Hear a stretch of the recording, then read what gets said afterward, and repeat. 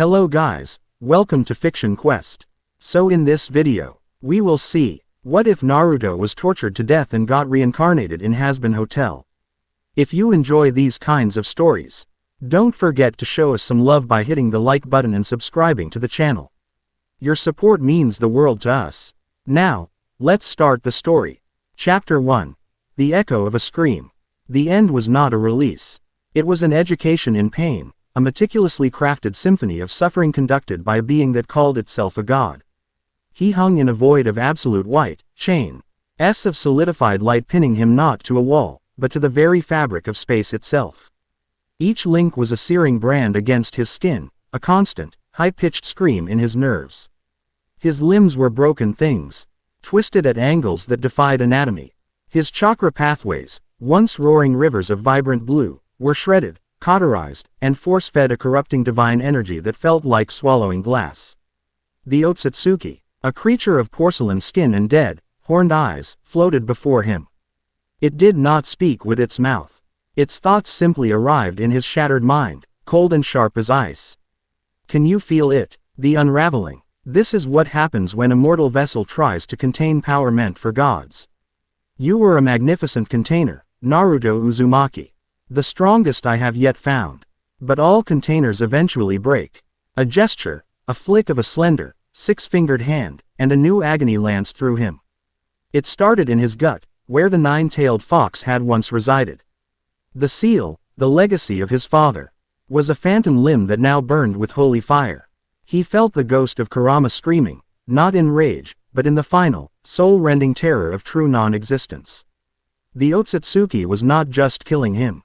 It was erasing him, devouring his history, his energy, his very essence, bite by excruciating bite. He tried to scream, but his lungs were filled with his own blood, a thick, hot fluid that choked him with the taste of his own failure.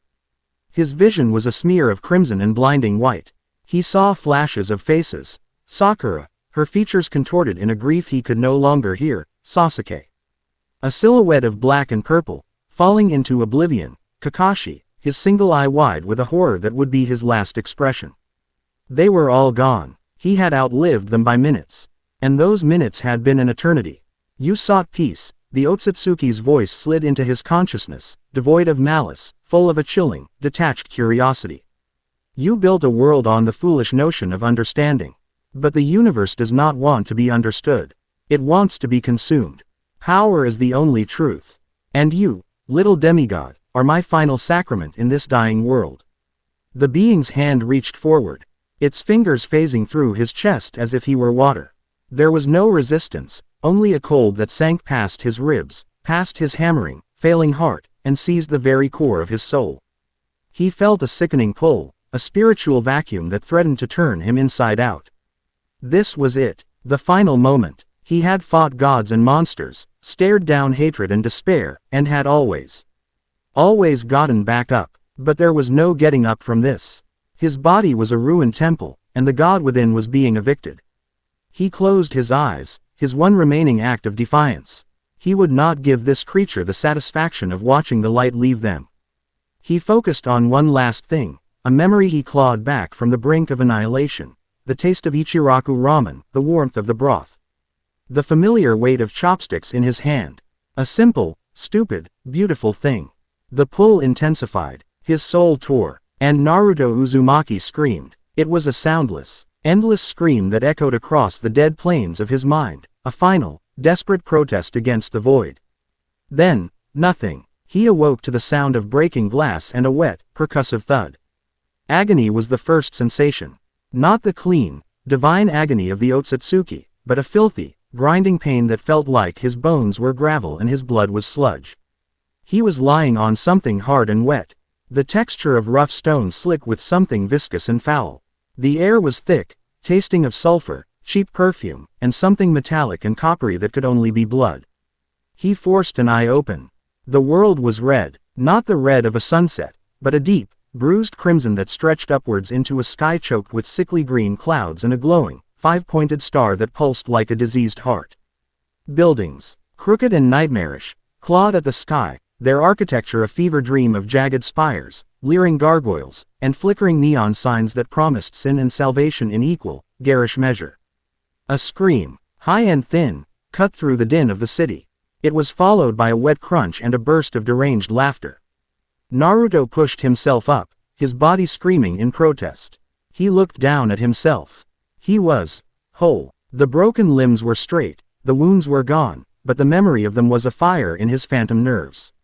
His clothes were rags, the tattered remains of his familiar orange and black jumpsuit, now stained a dark, uniform brown. His hands, he held them up, turning them over. They were his hands, calloused and familiar, but something was wrong. A strange energy hummed beneath the skin, a discordant harmony of two opposing forces.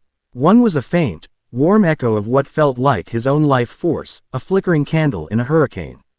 The other was new. It was dark, chaotic, and felt like it was clawed from the very bedrock of this hellish place. It tasted of ash and rage. He was in an alley. The reek of garbage and stale despair was overpowering. He stumbled to his feet, his legs shaking, and leaned against a brick wall that felt unnervingly like dried skin. Where was he? The afterlife. It certainly wasn't any heaven he'd ever heard of. He staggered out of the alleyway, his senses assaulted. The street was a carnival of grotesquerie. Creatures that defied description swarmed the sidewalks.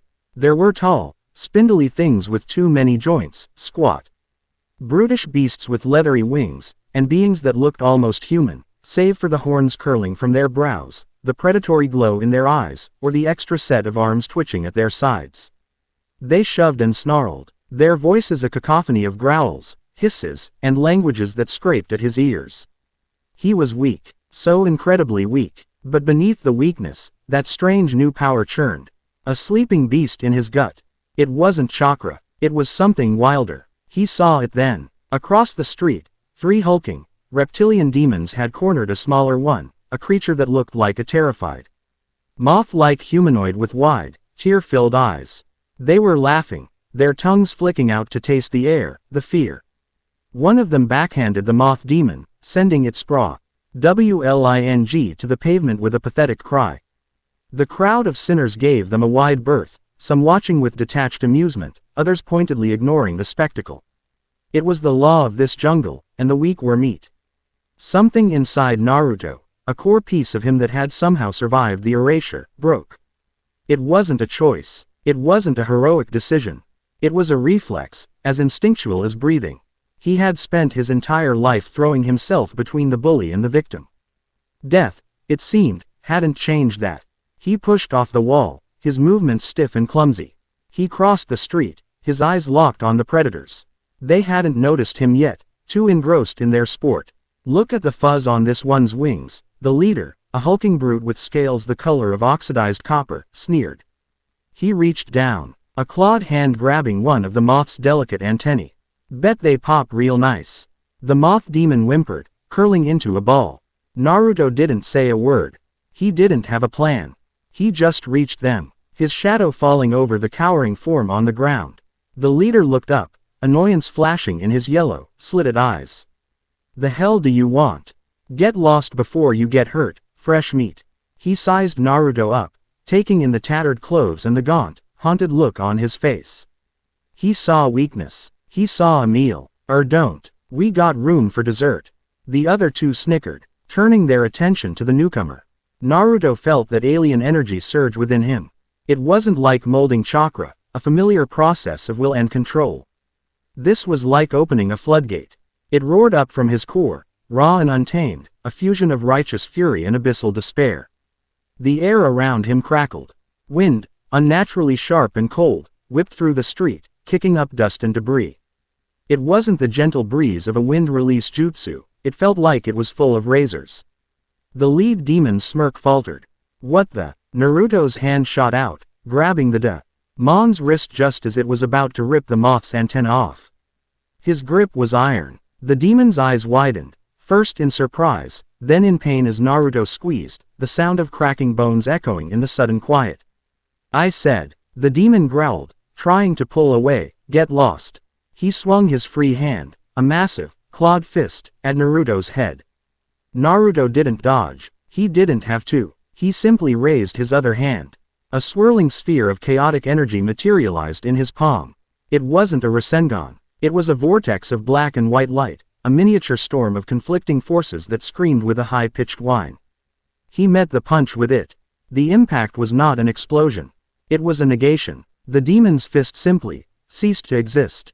The energy sphere consumed it, shredding it into nothingness up to the elbow, cauterizing the stump in a burst of black smoke and sizzling ichor. The reptilian demon stared at his arm, his brain failing to process what had just happened. He looked at Naruto, a new emotion dawning in his predatory eyes, absolute terror. Naruto's face was a blank mask, but his eyes burned with a cold, terrifying light. He shoved the demon back, releasing his shattered wrist. The creature stumbled, clutching its cauterized stump, a choked, gurgling sound escaping its throat. The other two were frozen for a half-second before their survival instincts kicked in. One lunged, jaws snapping, while the other tried to flank him. It was a mistake. They were street thugs, used to terrorizing the weak. They had no concept of a true battle. Naruto moved. It was pure muscle memory. The ingrained instincts of 1,000 life or death fights. He ducked under the lunge, the snapping jaws closing on empty air. As he came up, he drove his elbow into the demon's ribs. The imp act was amplified by the chaotic energy shrouding his body, and the creature's side simply caved in with a sound like a sack of wet branches breaking. It collapsed, wheezing, its monstrous form spasming. The third one hesitated, and in that hesitation, he was lost. Naruto was already on him, a blur of motion. He didn't use a jutsu. He didn't need one. He drove a fist into the demon's throat, a simple, brutally efficient strike. The demon made a strangled, gargling sound and fell to its knees, clawing at its crushed windpipe. It was over in less than 5 seconds. The street was silent, save the gasps of the onlookers and the pathetic, choked gurgles of the 3 demons. Naruto hadn't killed them, but he had broken them utterly, leaving them twitching and ruined on the pavement. He stood there, breathing heavily, the storm of energy around him slowly receding. His knuckles were bleeding, but he barely felt it. He looked down at the moth demon, who was staring up at him, its large, iridescent eyes filled with a terror that had now been replaced by awe. He offered a hand, the gesture automatic, an echo of a life he could barely remember. The moth demon flinched at first, then took it, its own trembling hand surprisingly soft. He pulled the creature to its feet. "Are you an overlord?" The moth whispered, its voice trembling. Naruto didn't answer. He didn't know what an overlord was. He didn't know anything. He felt dizzy, the adrenaline fading, leaving behind a bone-deep exhaustion and a profound, soul-crushing emptiness. He had just won a fight, had just saved someone. It should have felt good. It should have felt like something. It felt like nothing. He turned to walk away, to find that alley again, to lie down and perhaps not get up this time. He just wanted the noise to stop. Wait. A voice cut through the haze, clear and bright and utterly out of place in this world of growls and hisses. It was filled with an almost painful optimism. He stopped, but didn't turn. The crowd of demons parted, and he could feel a presence approaching from behind. It was powerful, far more so than the thugs he had just dispatched, but it felt different. It wasn't the oppressive, predatory aura of the others. It was warm, bubbly, and tinged with something ancient and formidable. That was, wow, the voice said, now right behind him. I mean, it was violent, and messy, and oh gosh, there's a lot of blood. But you saved them. No one ever just does that. He slowly turned his head. Standing there was a young woman, or at least a demon who looked like one. She was impossibly tall and slender, dressed in a sharp red tuxedo. Her skin was pale white, her cheeks a perfect, rosy red, and her blonde hair was tied back in a neat bow. But it was her eyes and her smile that held him. Her eyes were wide and golden, filled with a genuine, undiluted excitement, and her smile was a massive, toothy grin that stretched almost to her ears. It was the most earnest and terrifying smile he had ever seen. She saw the blood on his hands, the utter desolation in his eyes, the way his body trembled with exhaustion and trauma. She saw the monster that had just effortlessly dismantled 3 other monsters. And she was still smiling. "You look lost," she said, her voice softening just a fraction, a note of sincere pity creeping in. And like you could really use a friend. And maybe a bed. And a hot meal. Naruto just stared, his mind a hollowed-out cavern where thoughts went to die. He had no words. He had nothing left. The tall demoness didn't seem to mind. Her smile somehow widened, if that were even possible.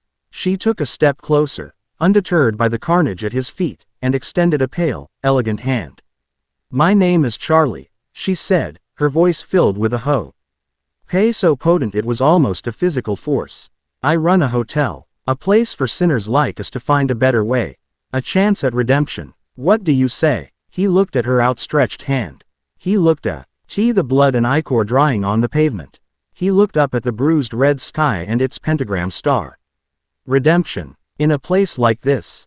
The idea was so absurd, so utterly insane, that a sound escaped his lips. It was a rough, broken thing, a dry rasp that tore at his throat. It might have been a laugh. Or it might have been a sob. He didn't know. He didn't know anything anymore. But it was the first hand that had been offered to him in this new, terrible world. And he was too tired to turn it away. Chapter 1 End. Chapter 2. A Deal with a Dreaming Devil. He followed her through the twisted, leering streets. Demons and sinners, who had given him a wide berth after the display of violence, now scurried out of her way, their expressions a curious mix of fear and derision. They parted before her like a filthy, snarling sea. He understood why. Her power, held gracefully in check, was a sun in a world of dying embers. It was ancient and immense, a stark contrast to her bubbly, almost childish demeanor. She kept up a constant, one-sided stream of chatter, pointing out landmarks with a manic glee that felt deeply wrong in this oppressive landscape. "That's the cannibal colony over there. They're actually super friendly if you don't mind a little nibble. And oh, that's Vogler's Meat Grinders. Best sausage in the Pride Ring. Just, don't ask what's in it."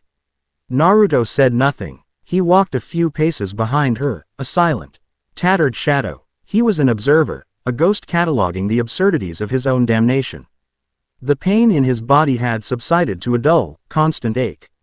The gaping wound in his soul, however, was a howling void. Each step was an effort of will. He wasn't following her out of hope. He was following her because it was marginally better than stopping, and to stop would be to let the void consume him completely. Finally, they stood before it. The Hazbin Hotel. It was a chaotic jumble of a building, a cruise ship that had seemingly crashed into a Victorian manor. Then been decorated by a colorblind clown. A bright, garish sign proclaimed its name, with a smaller, hand-painted addendum that read, "Because you're never fully dressed without one." Next to a drawing of a smiling face. It was the most ludicrous, optimistic, and profoundly stupid thing he had ever seen. It was a flower growing on a gallows. Charlie beamed, her chest swelling with pride. "Well, here it is. Home sweet. Well, home. Anyway, it's a work in progress, but it's full of heart. And, other organs, probably." She pushed open the grand, imposing doors and swept an arm out. "Welcome to the Happy Hotel." He stepped inside. The lobby was a cavernous space, a clash of faded Art Deco grandeur and haphazard, cheerful decorations. A fish tank bubbled with what looked like tiny, screaming skulls.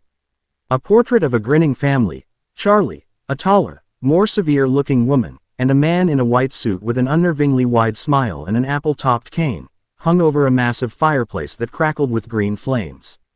And then he met the welcoming committee. A demon with silvery hair, a massive pink spot on her chest, and a missing eye stormed forward. Her single, molten red eye was narrowed, and she held a wicked-looking angelic spear, its tip pointed squarely at Naruto's chest. Her entire being radiated pure, undiluted hostility. "Charlie, what in the ever-loving fuck is that?" she snarled, jabbing the spear closer. "It smells like ozone, blood, and a week-old corpse. You can't just keep bringing home every stray murderous hobo you find.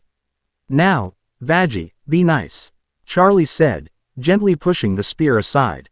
He was in trouble. He saved someone, sort of, in a very destructive way. He tore 3 demons apart with his bare hands. Vaggie shot back, her voice a low, dangerous hiss. "I saw it from the window. He's not a sinner looking for redemption, he's a goddamn killing machine." Naruto's eyes met Vaggie's. He saw her fury, her fear, and beneath it all, a fierce, desperate protectiveness for Charlie. He understood it. He'd had people he would have died to protect, too. The memory was a fresh stab of pain. He didn't flinch from the spear. He didn't react at all. He just looked at her. His own eyes so empty they seemed to swallow the light. His silence was more unnerving than any threat would have been. Vagi faltered, her grip on the spear tightening. She had expected a snarling beast. A rabid dog. She hadn't expected this. This hollowed-out thing that looked at her like she was a ghost. "Well, hello there, handsome," a new voice purred, dripping with sleaze and amusement. Naruto's gaze shifted. Leaning against the check-in desk was a tall, spider-like demon with 4 arms, a fluffy white chest, and long, striped legs. He was dressed in a pinstripe suit and a bow tie. And he grinned a gold-toothed grin, his eyes raking over Naruto's form with undisguised, predatory interest. My, so much pent-up aggression, the spider demon continued, sauntering forward. He circled Naruto like a shark, one of his lower hands stroking his own chin thoughtfully. "I've seen guys like you before. All quiet and broody on the outside, but underneath you're just a powder keg of raw, unprocessed trauma waiting for a spark." He leaned in close, his voice dropping to a sultry whisper. "I've got a real talent for lighting fuses. Name's Angel Dust, but you can call me anytime." Angel Dust winked, then one of his hands snaked out, reaching for Naruto's belt. Naruto moved. It was a minimal effort, a slight shift of his weight. His hand came up and caught Angel's wrist. His grip deceptively gentle. He didn't squeeze. He didn't threaten. He just held it. Still. Angel Dust froze, his playful smirk twitching. He tried to pull his hand back, but it was like trying to move a statue. There was an immovable finality in Naruto's grip. For the first time, Angel looked past the tattered clothes and saw the abyss in the man's eyes. A flicker of genuine fear crossed his face before he masked it with a nervous laugh. "Ooh, feisty. I like that," he said, a little too quickly. "Playing hard to get. All right, I get it. Hands to yourself." Naruto released him. Angel Dust quickly retracted all 4 of his arms, rubbing his wrist as he retreated to a safer distance. The tension in the room was thick enough to choke on. Vagi had her spear at the ready, Angel was feigning nonchalance. And Charlie was wringing her hands, her smile looking strained for the first time. And then the air changed. It started with a faint, almost imperceptible crackle of static. The sound of a radio dial spinning between dead stations. The light in the room seemed to bend, the shadows deepening at the edges. A pressure descended, heavy and charged with an ancient, smiling malice. A figure coalesced from the shadows near the fireplace, as if he had been there all along. He was tall and impossibly thin, dressed in a sharp, blood-red pinstripe suit. His grin was a permanent, yellow-toothed crescent that seemed too wide for his face, and his eyes were glowing red dials. A monocle sat perched over one eye, and he held a vintage microphone stand that seemed to hum with its own power. "Well now," the newcomer's voice was a cheerful, distorted broadcast from a bygone era, layered with static and the faint, tinny sound of a 1930s jazz band. "It seems we have a new guest. And one who has already managed to silence our chattering arachnid. How utterly delightful." This was Alistair, the radio demon. Naruto didn't know the name, but he knew power when he felt it. This demon's aura was a tangled, ancient forest, dark and deep and full of unseen things with too many teeth.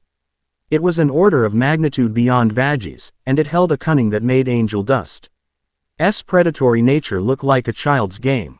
Alistair glided towards them, his movements unnaturally smooth. He didn't walk, he flowed. His grin never wavered, but his eyes, those glowing red dials, focused on Naruto, tuning him in. Analyzing him with an intensity that was deeply unsettling. "Charlie, my dear, you've outdone yourself. Where did you find this fascinating specimen of mortal misery?" he asked, his head tilted at a curious angle. "This is, Charlie started, fumbling for a name. "Naruto," he said. The name felt strange on his tongue, an artifact from another life. It was the first word he had spoken in this new world, and it came out as a rough, gravelly whisper. "Naruto." Alistair's grin widened impossibly. "A foreign sound. Exotic. And you, my friend, are certainly not from around here." Your energy, it's quite the peculiar cocktail. Alistair was now standing directly in front of him, close enough that Naruto could smell the scent of old paper and ozone that clung to him. The radio static intensified, a low hum that seemed to vibrate in Naruto's bones. This was a test, a subtle exertion of will, a predator sizing up an unknown creature that had wandered into its territory. Naruto met the radio demon's gaze and did not look away. He felt the pressure, the psychic weight of Alistair's power trying to push him down, to make him submit. He didn't fight it with his own chaotic energy. He simply endured it. He had been broken by God. The oppressive aura of a demon, no matter how powerful, was just weather. He stood his ground, a rock in the path of a storm, his own emptiness a shield that Alistair's malice couldn't find purchase on. The red dials of Alistair's eyes seemed to narrow, the static wavering for a fraction of a second. A flicker of genuine surprise. This newcomer wasn't just powerful. He was resilient, unbreakable, in a way that was profoundly irritating and deeply intriguing. My, Alistair said, his voice losing a sliver of its performative cheer. Replaced by something more genuine, something colder. You are interesting indeed. Boom. The entire hotel shook from a violent explosion outside. Plaster dust rained from the ceiling. Charlie yelped, and Vaggie instantly moved to her side, spear at the ready. What was that? Charlie cried. Angel dust peeked through a grime-caked window. Oh, great. Looks like the TV crew is here. And they brought pyrotechnics. Outside, a group of demons armed with futuristic, glowing weaponry were laying waste to the small block the hotel was on. They wore sleek, black uniforms, their faces hidden by television screen helmets that displayed glitching, angry emoticons. At their head was a demon whose entire head was a vintage television set, a manic, electric grin plastered across the screen. Vox's cronies, Vaggie growled. That arrogant, attention-whoring piece of shit. He must have heard about the commotion you caused. He's testing us. He's blowing up the damn street. Charlie said, her voice frantic. We have to do something. Vaggie gritted her teeth. We fight. We show them this is our territory. Alistair just chuckled, leaning on his microphone. A little bit of excitement. How wonderful. Let's see what our new guest is made of, shall we? He looked at Naruto, his smile a sharp, predatory dare. Naruto ignored them. He was already at the door, his gaze fixed on the chaos outside. He saw the attackers, their movements coordinated, their targets specific. They weren't just causing random destruction. They were disabling infrastructure, targeting power lines, creating a perimeter. It was a tactical probe. A classic shinobi maneuver to gauge an enemy's strength and response time. Amateurs, but organized amateurs. Their leader is the one with the CRT for a head, Naruto said. His voice flat and devoid of emotion. He's directing them with hand signals. The rest are just muscle. Vaggie stared at him. How can you take out the head? The body will fall, he continued. As if reciting a textbook. They're trying to draw us into a street brawl. A war of attrition. It's a stupid plan. He looked back at the assembled group. At Charlie's panicked face, Vaggie's defiant anger, and Alistair's amused curiosity. They were powerful, but they were thinking like demons, in terms of direct confrontation, territory, and brute force. He turned and walked towards a side exit, away from the main entrance and the direct line of fire. Where are you going? Charlie asked. To end it, he said without looking back. He slipped out a side door into a darkened alleyway. The sounds of battle were louder here, the explosions echoing between the brick walls. He didn't run towards the fight. He ran away from it, melting into the shadows, his movements fluid and silent. Years of training took over, his broken mind finding a strange clarity in the familiar rhythms of stealth and strategy. He scaled a wall, his fingers and toes finding purchase in the crumbling mortar. That new, dark energy in his body responded to his will, clinging to the surface, making the climb effortless. He moved across the rooftops, a phantom against the blood-red sky. From his vantage point, he could see the whole scene. Vox's thugs were indeed pushing forward, herding the few panicked Sinner residents into a kill box, their television-headed leader laughing as he orchestrated the chaos. Naruto didn't hesitate. He gathered that discordant energy in his legs and leapt. It wasn't a chakra-fueled jump. It was a silent, gravity-defying bound that carried him across the street, over the heads of the grunts below. He landed behind the leader with no more sound than a falling leaf. The TV-headed demon was in the middle of barking an order, his voice a synthesized bark of static. Push them back to the hotel entrance. I want a clear shot when the freaks. Naruto's hand clamped down on the demon's shoulder. The leader froze. The voice modulator cut out with a squawk of feedback. He turned his screen head slowly. The manic grin on the display flickering and glitching into a wide-eyed symbol of panic. Surprise, Naruto whispered, his voice cold enough to freeze hell over. He didn't use a jutsu. He didn't need a spectacle. He channeled that raw, chaotic power into the palm of his hand, a concentrated burst of pure force. He slammed his palm into the center of the demon's television screen. The screen didn't just shatter. It imploded. Glass, circuitry, and black ichor were sucked inwards before erupting from the back of the demon's head in a silent, contained blast. The manic grin vanished, replaced by a smoking, empty crater. The body stood for a second, twitching, then collapsed like a puppet with its strings cut. The other thugs stopped, their emoticon faces all turning to question marks. They saw their leader, a headless, sparking wreck on the ground.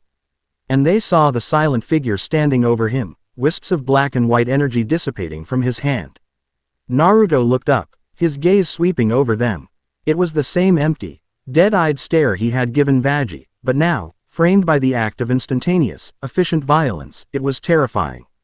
He didn't say a word. He just took one step towards them.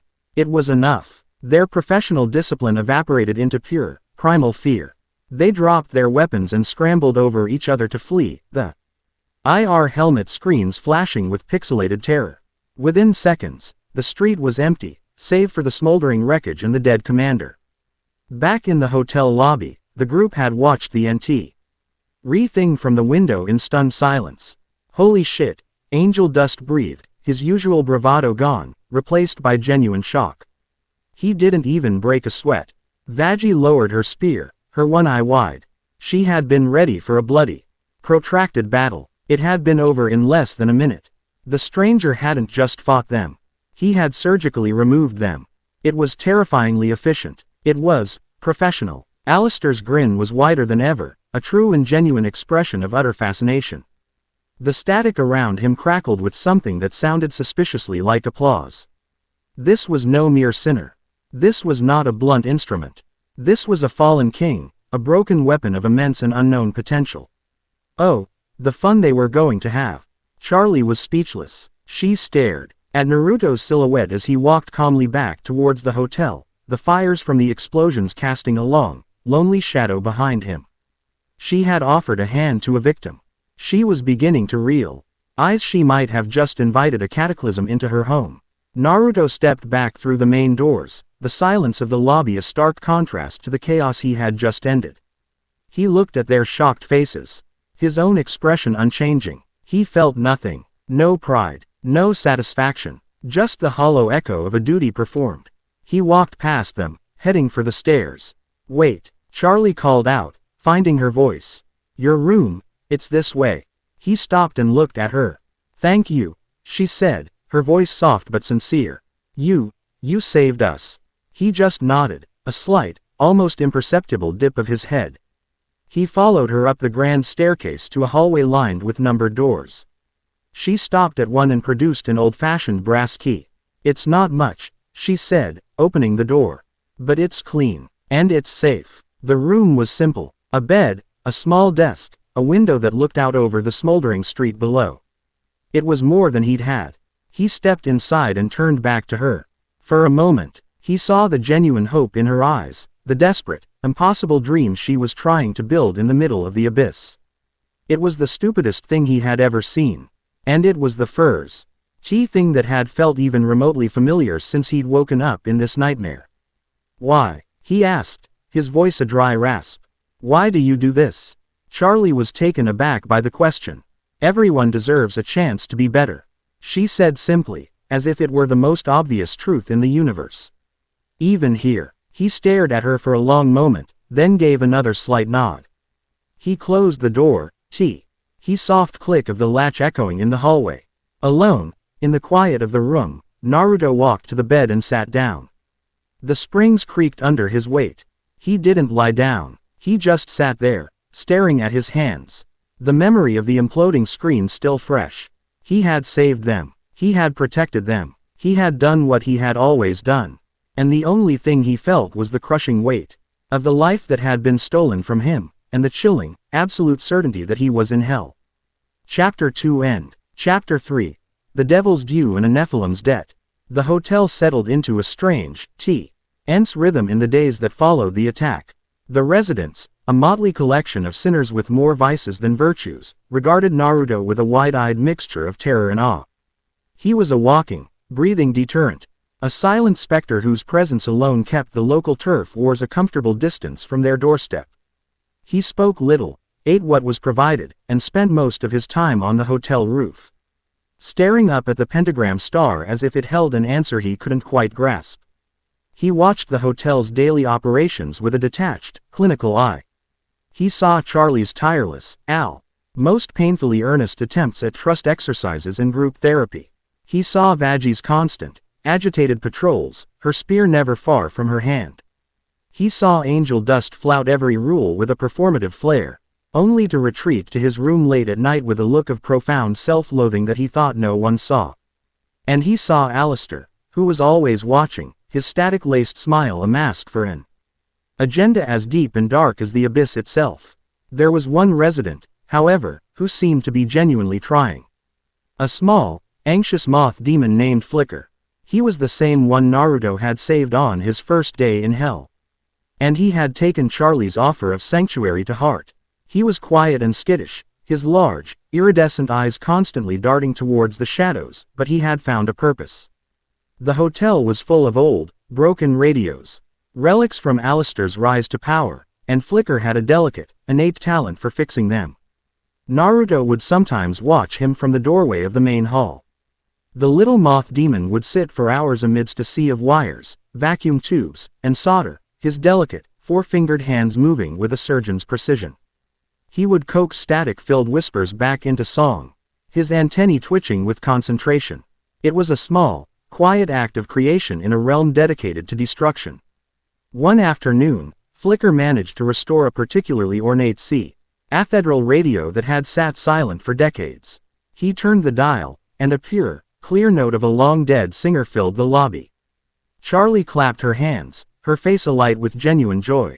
"Flicker, that's amazing. It's beautiful," she exclaimed. Flicker flushed, a dusty purple color rising in his furry cheeks.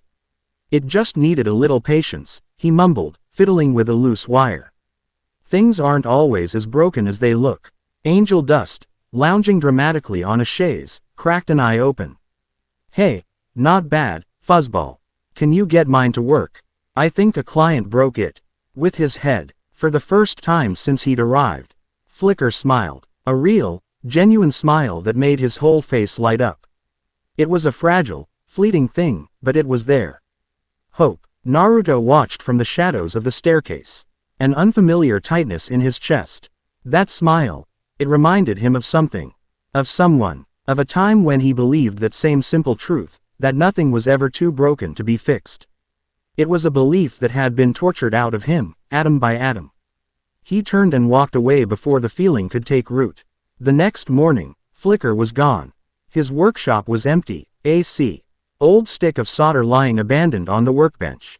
There was no note, no sign of a struggle. He had simply vanished. Panic, cold and sharp, gripped the hotel. Charlie was beside herself, her optimism curdling into frantic fear. He wouldn't just leave. "I know he wouldn't," she insisted, pacing the lobby while Vaji checked the locks for the 10th time. "Something's wrong." The answer arrived an hour later. It wasn't a note, but a sleek, black drone shaped like a high-heeled shoe that hovered into the lobby, projecting a shimmering, life-sized image into the center of the room. Valentino appeared before them, draped in hot pink and condescension. The overlord of the porn industry, one of the three V's who controlled Hell's media and technology, lounged on a heart-shaped bed, a lazy, cruel smirk on his face. At his feet, chained by a glowing, pink collar, was Flicker. The moth demon was bruised, his wings were torn, and the light of hope in his eyes had been extinguished, replaced by a familiar, vacant terror. Greetings, Hazbin Hotel. Valentino's voice was a silken, contemptuous purr that echoed through the lobby. I do hope I'm not interrupting one of your little sing-alongs. He gestured dismissively at the chained flicker. I believe you have something of mine. My little flicker flame here seems to have forgotten the terms of his contract. And in my business, a contract is eternal. He ran a clawed finger down Flicker's trembling antenna, making the small demon flinch violently. Let this be a lesson to all you broken toys, Valentino continued, his eyes, hidden behind heart-shaped glasses, seeming to stare right through the projection at Charlie. Nothing checks out of my studio. Ever. But I'm a sportsman. If you want my property back, feel free to come and get him. I'll even put on a show for you. It's been so dreadfully boring lately. The image flickered. Valentino blew a cloud of pink, heart-shaped smoke at the camera, and the projection vanished. The drone clattered to the floor, inert. The silence that followed was heavy and suffocating. That son of a bitch. Vaggie exploded, punching the wall hard enough to crack the plaster. That arrogant, abusive, flamboyant fuck. Charlie was pale, her hands trembling. We have to get him back. How? Vaggie demanded, rounding on her. Walk up to his front door and ask nicely. Charlie, this is Valentino. His studio is one of the most heavily fortified buildings in the Pride Ring. He's an overlord. A frontal assault is suicide. Then we won't do a frontal assault. We'll talk to him. Charlie said, her voice laced with a desperation that was rapidly losing its battle with despair. There has to be a way. A deal, a bargain, something. He doesn't make deals, he makes slaves. While they argued, Alistair simply observed from his seat by the fire, his grin fixed, a low, amused static humming around him. Such a piquant dilemma, a clash of righteous ideals against brutal, unassailable power. Oh, this is going to be marvelously entertaining. Naruto had listened to the entire exchange without a word, his face an unreadable mask of stone. He looked at Charlie's desperate idealism, a beautiful but useless weapon in this world. He looked at Vaggie's plan for a direct attack, a brave and suicidal gesture. They were both trapped by their own natures, unable to see the board for the pieces. Valentino wanted a show. He wanted them to come at him, loud and proud, so he could make a public spectacle of their failure. He fed on attention, on drama, on the despair of others. Naruto would starve him. He turned, his footsteps making no sound on the grand staircase, and melted back into the shadows of the hotel. He didn't need to announce his intentions. Announcements were for fools and showmen. In his room, he stood before the grimy window, looking out at the distant, pulsating glow of the district Valentino called home. He closed his eyes, not to meditate, but to remember. He sifted through the wreckage of his mind, past the searing agony of his death, to the lessons learned over a lifetime of war. Infiltration, espionage, the art of becoming a ghost. He took stock of his new abilities. This demonic energy, it was chaotic, but it responded to his will. It could be shaped, it could be silenced. He opened his eyes. The hollow emptiness was gone. In its place was a cold, sharp clarity. A purpose. The shinobi was awake. The territory surrounding Valentino's studio was a gaudy, neon-drenched nightmare. Billboards displayed moving images of writhing bodies, and the streets were filled with desperate, beautiful sinners selling the only thing they had left. Security was everywhere, but it was loud and arrogant, hulking brutes with glowing whips and camera drones that monitored the main thoroughfares. They were looking for an army. They were not looking for a single shadow. Naruto moved through the back alleys, a place of overflowing dumpsters and weeping addicts. He flowed over the urban landscape, the demonic energy in his body clinging to the brickwork, allowing him to scale sheer walls as if they were flat ground.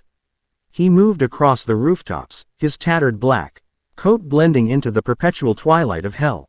He was utterly silent, a phantom against the crimson sky. He found his entry point, a ventilation shaft on the roof of an adjoining building, Sapara. Ted from the studio by a 50-foot chasm. He took a running start, his leap silent and powerful, carrying him across the gap with ease. He landed without a sound and pried the grate open. The inside of the studio was a labyrinth of sterile white hallways, soundproofed black rooms, and opulent, gold-leafed chambers. The air hummed with electricity and smelled of cloying perfume and desperation. Guards patrolled in pairs, Their movements predictable. Naruto moved between their patrol routes, a ghost in their machine. He took them down one by one. There were no fights. A shadow would fall over them, a hand would cover their mouth. And a precise, brutal strike to the back of the neck or the temple would send them into unconsciousness. They were found moments later by their comrades, slumped in a closet or a darkened hallway, with no idea what had hit them. He was a predator, and this was his hunt. The skills that had made him a hero in one life made him a terrifying specter in this one. He followed the faint, whimpering sounds and the booming, arrogant laughter that echoed through the vents. It led him to the heart of the fortress, Studio 666. He peered through a grate in the ceiling. The scene below was a tableau of calculated cruelty. It was a lavish film set, all velvet curtains and gold chains. Flicker was chained to a large, ornate chair in the center of the room, illuminated by harsh spotlights. Valentino was circling him like a shark, a long, thin cane in his hand, tapping it against his palm. Several camera drones hovered in the air, broadcasting the show to Val's private network. "You see, my dear Flicker Flame," Valentino purred, his voice dripping with condescending poison as he caressed the moth demon's torn wing. "You thought you could fly away. You thought that little singing princess could save you. But here, in my world, I am the only god. I am the one who decides who gets wings, and who gets them plucked." He raised the cane. The sight sent a jolt through Naruto, an electric shock of pure, undiluted memory. A white room, chains of light, a porcelain-skinned god, a voice in his head, cold and curious, explaining the nature of his own destruction. The casual, absolute power wielded by a being who saw others as nothing more than things to be consumed. Something inside Naruto, something he thought had died in that white void, snapped. The cold, tactical clarity of the shinobi was consumed by a glacial, white-hot rage. He didn't drop from the vent. He simply let go. He landed on the polished floor of the studio with a soft, solid thud that echoed in the sudden silence. He didn't land in a crouch. He landed on his feet, standing straight, his presence sucking all the air and light from the room. Valentino froze, his cane halfway through its swing. He slowly turned, his smirk faltering for the first time as he took in the intruder. The camera drones all swiveled to focus on Naruto. Flicker looked up, his tear-filled eyes widening in disbelief. Well, Valentino said, recovering his composure, his voice a low, intrigued hiss. "I was expecting an army. Or at least the princess. They sent the stray instead. How disappointing." He gestured with his cane. "I don't know who you are, but you have made a grave mistake. This is my stage, and no one interrupts my production." He snapped his fingers. Thick, pink smoke, sweet and hypnotic, billowed from hidden vents in the floor, filling the room. It was his signature power, a vapor that could enslave the will of any sinner who breathed it. The smoke washed over Naruto. He didn't flinch. He didn't even breathe. He just stood there, a statue in the pink haze, his eyes locked on Valentino. The Overlord's smirk tightened. Resistant. How quaint. Long, silken ribbons shot out from Valentino's coat, weaving through the air like sentient whips, tipped with sharp, golden needles. They were meant to ensnare, to pierce, to inject his potent, mind-controlling venom. Naruto moved. He didn't dodge. He walked forward, straight through the storm of ribbons. They lashed at him, but shattered against an invisible shield of raw, chaotic energy that now flared around his body. He walked through the hypnotic smoke, through the storm of venomous needles, his steps slow, deliberate, and utterly unstoppable. He was no longer a shinobi. He was an executioner. He reached the center of the room and stopped before the stunned Overlord. "You talk about gods." Naruto's voice was a low, guttural rasp, the sound of grinding stones. "I've met a god." He reached out and grabbed the cane, wrenching it from Valentino's grasp and snapping it over his knee with a crack that echoed like a gunshot. "You're not a god," he continued, his eyes burning with a light that was neither angelic nor demonic, but something far older and more terrifying. "You're just a parasite, a bully in a cheap suit who gets off on the pain of the weak." Valentino, for the first time in centuries, felt a sliver of genuine fear. He tried to back away, but Naruto was too fast. He grabbed the front of Val's coat, lifting the lanky overlord off his feet with one hand. The fight, if it could be called that, was over. What followed was a dismantling. Naruto threw Valentino through his own cameras, shattering them one by one. He tore down the velvet curtains, ripped the gold chains from the walls. With every act of destruction, he erased a piece of Valentino's power, his identity. This wasn't a battle, it was a lesson. Finally, he slammed the broken, terrified overlord against the wall, his hand around Val's throat. Valentino's thralls, the other sinners who worked in the studio, had gathered at the entrances, watching in stunned, terrified silence. Naruto leaned in close, his voice a chilling whisper that was meant for Valentino alone. He chained me to the very concept of space. He unmade my soul, one piece at a time. And all he did was make me learn. You haven't taught me a thing. With a final, contemptuous shove, he let Valentino slump to the floor, a broken, wheezing mess. He didn't kill him. Death would be a mercy. He left him alive, stripped of his dignity, his power shattered in front of his own audience. Humiliation was a wound that would never heal in hell. Naruto walked over to Flicker and, with a single, effortless tug, shattered the glowing collar. He gently scooped the small, trembling moth demon into his arms. Flicker just clung to him, sobbing quietly into his tattered coat.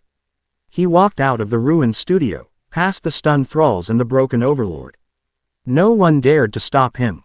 The cataclysm had passed, leaving only wreckage in its wake. When he arrived back at the hotel, Charlie and Veggie were in the lobby, armed and ready to launch their doomed assault. They stopped dead, staring as he entered, carrying the injured Flicker. Relief washed over Charlie's face, so pure and bright it was painful to look at. "Flicker, you're okay." She rushed forward, gently taking the moth demon from his arms. But then she looked at Naruto. He was filthy, covered in dust, but not a single drop of blood on him was his own. The cold, terrifying aura of the predator still clung to him like a shroud. She saw the safe return of her friend, but she also saw the brutal, uncompromising violence that had made it possible. She had wanted a miracle. She had gotten a monster. He had saved the day. He had done the impossible. And in his eyes, she saw not victory, but the chilling echo of a scream she would never hear. A chasm had opened between them, right there in the lobby of her hotel for redemption. From the shadows, Alistair watched, his smile stretching into a true, ecstatic grin. Oh yes, this was going to be very entertaining indeed. Chapter 3 End. Chapter 4. Whispers from a Drowned Heaven. The rescue of Flicker had bought the hotel a new kind of currency, fear. Valentino, humiliated and broken, had withdrawn into the shadows of his empire, his silence a testa. Meant to the brutal efficiency of the hotel's quiet, brooding protector. The local turf lords and lesser overlords now gave the establishment a wide, respectful berth. The Hazbin Hotel was no longer a joke, it was a black spot on the map. A place guarded by an unknown and terrifyingly violent power. But inside, the victory felt hollow, the peace fragile. Naruto had retreated even further into himself. He was a ghost haunting the hotel's halls, his presence a constant, unspoken reminder of the brutal compromise they had made for their safety. Charlie's attempts to draw him into group activities were met with a blank, silent stare that made her bright smile falter. She would find him on the roof, sitting dangerously close to the edge, his gaze lost in the crimson miasma of hell's sky, as if searching for a sun that would never rise. He was a locked room, and she didn't have the key. The distance between them was a chasm of unspoken things. He had saved her resident, her friend, and in doing so, had shown her the face of the monster he was forced to be. He had used a violence so profound and personal it felt like a violation of the very principles her hotel was built on. She wanted to thank him, to help him. But she didn't know how. How do you offer redemption to someone who seems to have had their soul scoured away? He was haunted, and his ghosts were beginning to bleed into the world around him. It started subtly. A new kind of madness was taking root in the grimy streets of Pentagram City. Sinners, usually consumed by their own lusts and hatreds, would suddenly stop, their ads cocked as if listening to a distant radio signal. They would whisper to themselves, their eyes wide with a strange, feverish light. They spoke of a golden salvation, a true God, who was coming. To wash away the filth of hell and heaven alike. Most dismissed it as just another flavor of damnation-induced insanity. But then the sky began to crack. They were momentary, almost imperceptible fissures in the perpetual twilight. For a split second, a hairline fracture of brilliant, impossible gold would appear, and through it, a glimpse of a void that was not black, but a blinding, absolute white. A wave of psychic pressure would ripple out, and those attuned to the deeper currents of power would feel it. Alistair felt it as a discordant note in his symphony of souls, an irritating burst of static that threatened to override his broadcast. His smile would tighten, his crimson eyes narrowing with a calculating curiosity. Something new was on the airwaves, something that wasn't of hell. For Naruto, it wasn't a whisper. It was a scream. He would be asleep, a rare and shallow reprieve, when the dreams would take him. He was back in the white void, the chains of light searing his flesh. The Otsutsuki floated before him, its dead eyes dissecting him, its voice a scalpel in his mind.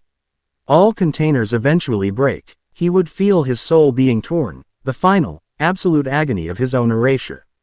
He'd wake with a silent gasp, his body drenched in a cold sweat, the sheets torn in his grip. Sometimes, the window across the room would be shattered, the wall cracked, a consequence of the chaotic, untamed power that lashed out from his nightmares. He would sit in the dark, his hands shaking, the phantom pain more real than the bed beneath him.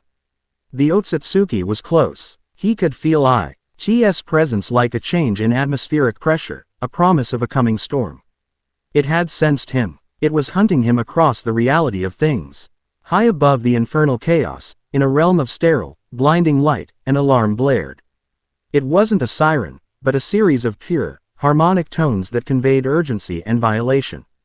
Adam, the first man and the general of heaven's exorcist army, looked down at a shimmering celestial map of hell. He was lounging on a golden throne, strumming a discordant chord on a gilded electric guitar, a bored, arrogant expression on his face. He was handsome in a way that had become bland through eons of perfection, his face a mask of smug self-satisfaction. "Report," he commanded, not bothering to look up. His lieutenant, Lute, a severe-looking angel with a sharp bob and an even sharper demeanor, stood at attention. "Sir." A massive, anomalous energy signature just flared in the pride ring. Same location as the previous minor fluctuations. "So, some overlord get a new toy?" Adam scoffed, playing another screeching riff. "Let 'em kill each other. Saves us work." "It's not demonic, sir," Lute said, her voice tight. "The signature, it's a hybrid. It has a divine component, but it's corrupted, twisted, fused with something abyssal. It's a perversion." Adam stopped playing. The silence in the celestial command center was absolute. He slowly lowered the guitar and stood, gliding over to the map. A pulsating, discordant symbol glowed over a specific sector of Pentagram City. It was ugly, a chaotic mix of holy gold and infernal black that made his perfect teeth ache. "A perversion," he repeated, his voice losing its bored tone, replaced by a cold, hard edge. "An abomination. Something that isn't supposed to exist is squatting in that shithole." His eyes narrowed. "The natural order has been violated. And we are the goddamn exterminators of anything that violates the rules." "Sir, the next extermination is not for another 6 months, Lute reminded him. "An unsanctioned incursion requires a full celestial mandate." "Fuck the mandate," Adam sneered. "The mandate is whatever I say it is. I'm not waiting 6 months while some thing festers down there. It's an insult. It's like finding a roach in my fucking penthouse." He turned, his face set in a mask of righteous fury. "Prep a squad. Elite unit. We're going on a little bug hunt. I want to see this perversion for myself before I wipe it from existence." Lute's lips curved into a thin, cruel smile. "Yes, sir." Their arrival in hell was not the fiery, chaotic descent of the annual extermination. It was a silent, precise incision. A portal of pure, golden light opened in a high, shadowed alleyway, and a half-dozen figures stepped through. They were the exorcists, clad in black and white combat attire. Their faces hidden behind horned, impassive masks. Their angelic wings were tucked tightly behind them, and they moved with a lethal, synchronized grace. Adam led them, his own mask a more ornate, golden affair. A mockery of a demonic visage. The ambient energy of hell recoiled from them, the air growing thin and cold. They were a sterile, holy poison in the veins of the damned. There, Adam said, pointing with a golden-clawed gauntlet. His mosque's display highlighted a building in the distance, the ridiculous, garish structure of the Hazbin Hotel. The energy is densest there. Let's go introduce ourselves. Inside the hotel, a shrill alarm suddenly blared, a sound Vaggie had jury-rigged from old angelic technology. She froze, dropping a stack of books, her single EY'd with a terror that was bone-deep and born of traumatic experience. No, she whispered, it's not time. It can't be. The hotel descended into chaos. Charlie tried to calm the panicking residents while Vaggie barked orders. Her voice strained. Bar the doors. Get away from the windows. Angel, get the guns. Naruto was already moving. He had felt them the moment they'd crossed over. It wasn't the overwhelming, soul-crushing presence of the Otsutsuki. This was different. It was a clean, sharp, arrogant power. It felt like a faint, sickening echo of the divine energy that had been used to torture him. And it ignited every nerve in his body. He knew, with a chilling certainty, that they were here for him. His power flare during his nightmare had been a beacon, and something had answered. They're not here for the hotel, he said, his voice cutting through the panic. His calmness was more frightening than the alarm. He was already heading for the door. What are you doing? Vaggie yelled, moving to block his path. You can't go out there. They're exorcists. They will tear you to pieces. They're hunting me, Naruto stated, not as a theory, but as a fact. I fight them out there, or we all die in here. He pushed past her, ignoring Charlie's desperate cry of his name. He slipped out a back entrance and melted into the urban decay of the city, a shadow with a singular purpose. To draw the hunters away from the flock.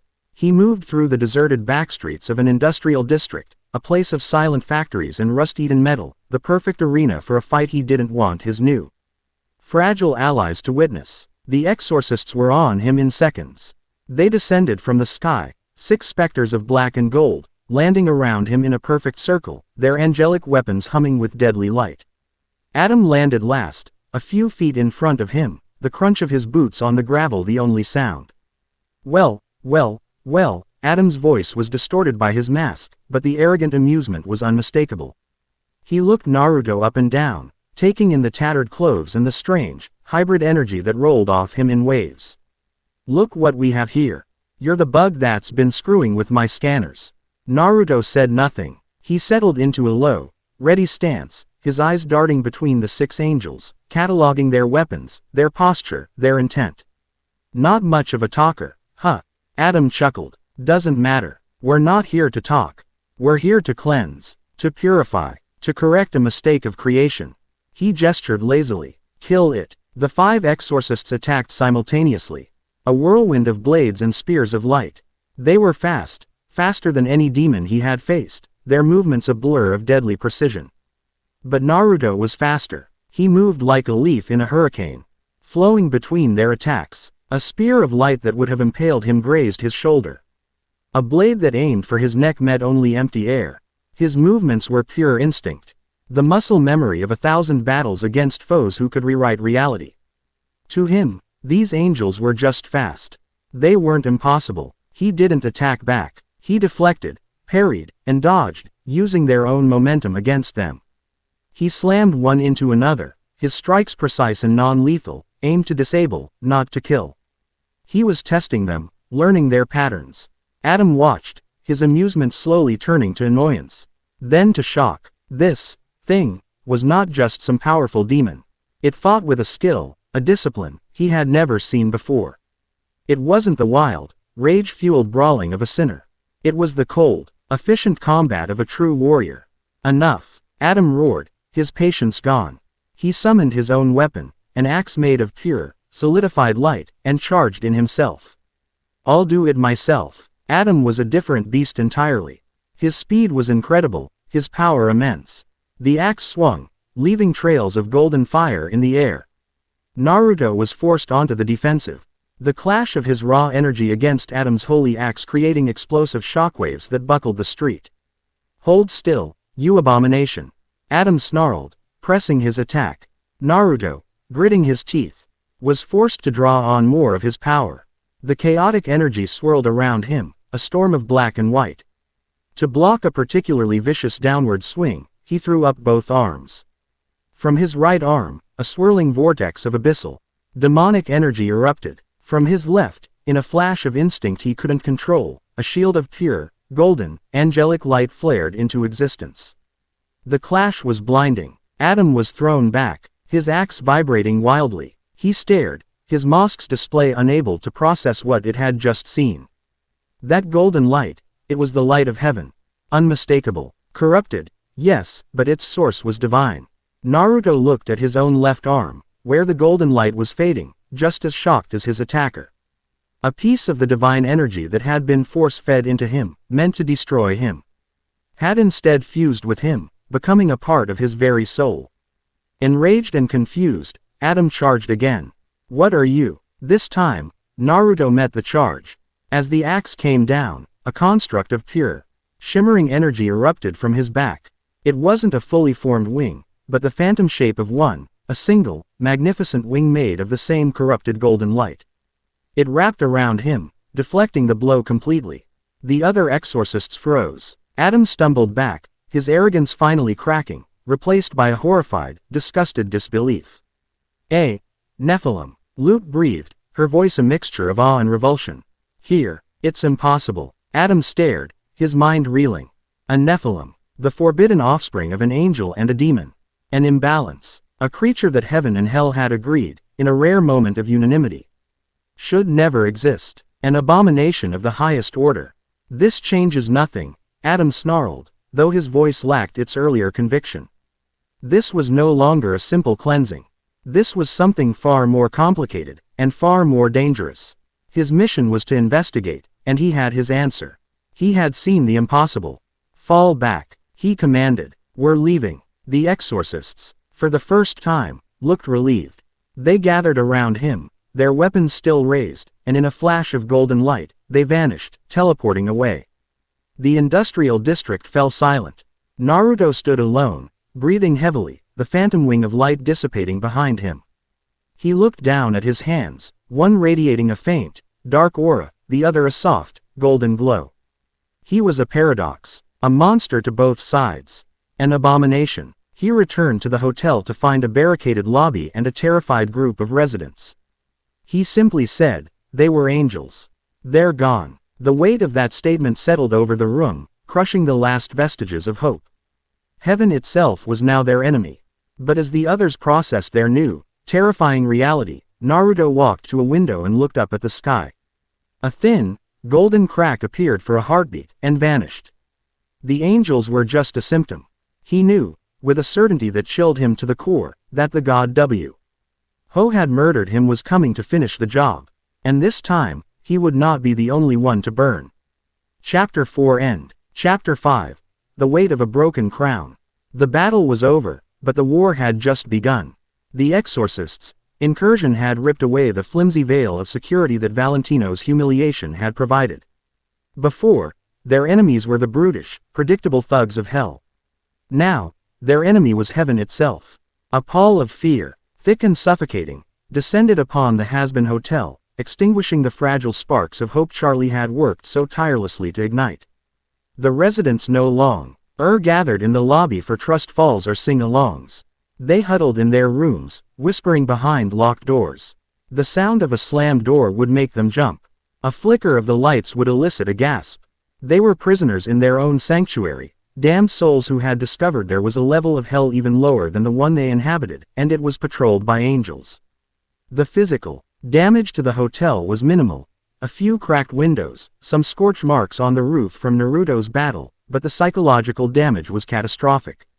The project, Charlie's beautiful, impossible dream, was bleeding out on the floor. She tried to hold it together. She put on her bright red tuxedo, forced her wide, toothy smile, and walked the halls with a strained, frantic energy, offering reassurances that sounded hollow even to her own ears. It's okay. Everything's okay. It was just a mix-up.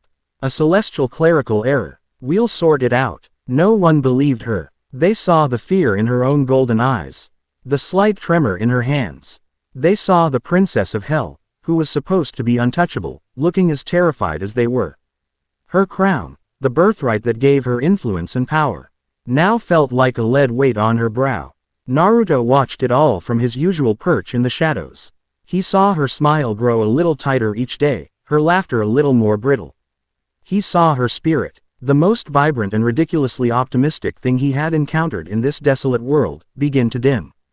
And it stirred something in him, a protective instinct he thought had been burned away.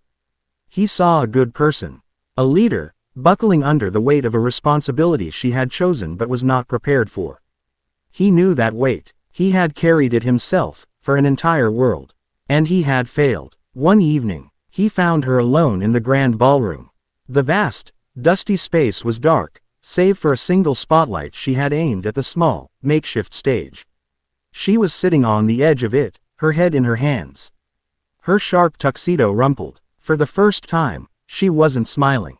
Her face was a portrait of pure, undiluted despair. The silence was heavy with her unshed tears. Naruto stood in the doorway for a long moment, an intruder on a private grief. He should have turned and walked away. It was not his place. He was a weapon, a guard dog, not a confidant. But her shoulders were shaking with silent sobs. And the sight was a phantom pain in his own chest, an echo of every time he had seen his own friends break. He walked into the room, his footsteps unnaturally quiet on the polished floor. She didn't notice him until he was standing beside the stage. She looked up, her eyes red and puffy, and hastily wiped at her face, trying to assemble the broken pieces of her usual cheerful mask. "Oh, Naruto, I was just, rehearsing." Her voice was a wet, broken thing. For a new number, a real showstopper, all about, staying positive when holy death else want to murder you and all your friends. The attempt at humor fell flat, and a fresh wave of tears welled in her eyes. "Oh, who am I kidding?" she whispered, her voice cracking. "This is a disaster. They're all so scared. I'm so scared. My dream, my one big idea, it's going to get everyone killed." He didn't offer empty platitudes. He didn't say, "It'll be okay." The words would have been a lie, an insult to her intelligence and her pain. Instead, he did the last thing she ever expected. He sat down on the edge of the stage next to her, leaving a respectful foot of space between them. The springs groaned under his weight. They sat in silence for a long time, the single spotlight carving them out of the darkness. "I had a dream, too," he said, his voice a low, gravelly rasp, rough from disuse. He was staring straight ahead, at the empty, dust-mote-filled beam of light. "It was just as stupid as yours." Charlie turned her head, her tears momentarily forgotten, her expression one of utter surprise. He never spoke about himself. He never spoke much at all. "I wanted to be the leader of my village," he continued, the words coming slowly, as if he were pulling them from a deep, cold well. "The Hokage. I thought if I was the strongest, if I had everyone's acknowledgement, I could protect everyone. I could stop the cycle of hatred that had plagued my world for centuries. I would take all their hate, all their pain, onto myself, so no one else would have to carry it." He looked down at his hands, the ones that now glowed with a discordant mix of demonic and angelic light. "I got what I wanted. I became the hero. I became the leader. And everyone I loved, everyone I swore to protect, I watched them die. I failed. My dream didn't save them. It got them all killed. It painted a target on our whole world. And the thing that came for us, it burned everything to the ground." He didn't speak of the Otsutsuki by name. He didn't describe the torture, or the final, agonizing moments. He didn't have to. The raw, unvarnished truth of his failure was a tangible presence in the air between them. It was a grief so immense it dwarfed her own fears into insignificance. Charlie stared at him, her heart aching. She wasn't looking at the terrifyingly competent warrior who had dismantled overlords and fought angels. She was looking at a man who had lost everything, a survivor drowning in a sea of ghosts. He had opened the door to his locked room, just a crack, and the desolation inside was breathtaking. "So you know what this feels like," she whispered, her voice barely audible. He gave a short, bitter, silent laugh. "Yeah, I know." Impulsively, she reached out and put her hand on his arm. His muscles tensed at the contact, a reflexive flinch, but he didn't pull away. His arm was like stone. But beneath the cold, hard exterior, she could feel a faint, exhausted tremor. "You're wrong," she said, her voice finding a sliver of its old strength. "Your dream wasn't stupid, and neither is mine." She squeezed his arm, her touch gentle but firm. "Trying to protect people, trying to make things better, that's never stupid. It's the only thing that matters." He finally turned his head and looked at her. For the first time, she saw something past the emptiness in his eyes.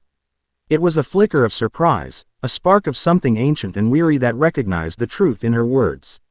In his world, she would have been called a fool. In this world, she was a madwoman. But her insane, unshakable belief was a pinpoint of light in his absolute darkness. Their shared moment of vulnerability was shattered by a force no one else could perceive. A psychic shockwave, utterly silent and invisible, slammed into the hotel. For Naruto, it was like a physical blow. The Otsutsuki's presence, which had been a distant hum, suddenly screamed in his mind. "I see you, little vessel. Hiding in the filth. You cannot run from your god."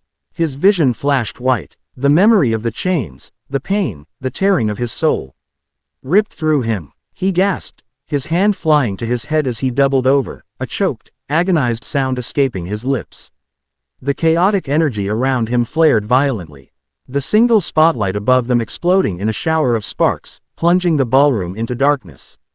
Charlie cried out in surprise, thrown back by the sudden eruption of power. "Naruto, what is it? What's wrong?" He couldn't answer. He was back in the void, fighting for the scraps of his own sanity. In another part of the hotel, Alistair was in his radio room, humming a jaunty tune as he recalibrated an arcane transmitter. The psychic wave hit him like a physical force, a blast of pure, divine static that overwhelmed his senses. The jazz music coming from his microphone devolved into a screech of agonized feedback. His smile, for the first time since he'd manifested in hell, vanished completely, replaced by a snarl of genuine rage and alarm. His form flickered, revealing for a split second a more monstrous, servine creature beneath the pinstripe suit. He gripped his microphone stand, his knuckles white, as he felt the alien, godlike consciousness sweep over the hotel, an all-consuming presence that made even his own ancient power feel small and insignificant. He knew, with absolute certainty, two things. 1. The source of that power was focused entirely on their newest guest. 2. It was a threat on a scale that could unmake hell itself. And that was simply bad for business.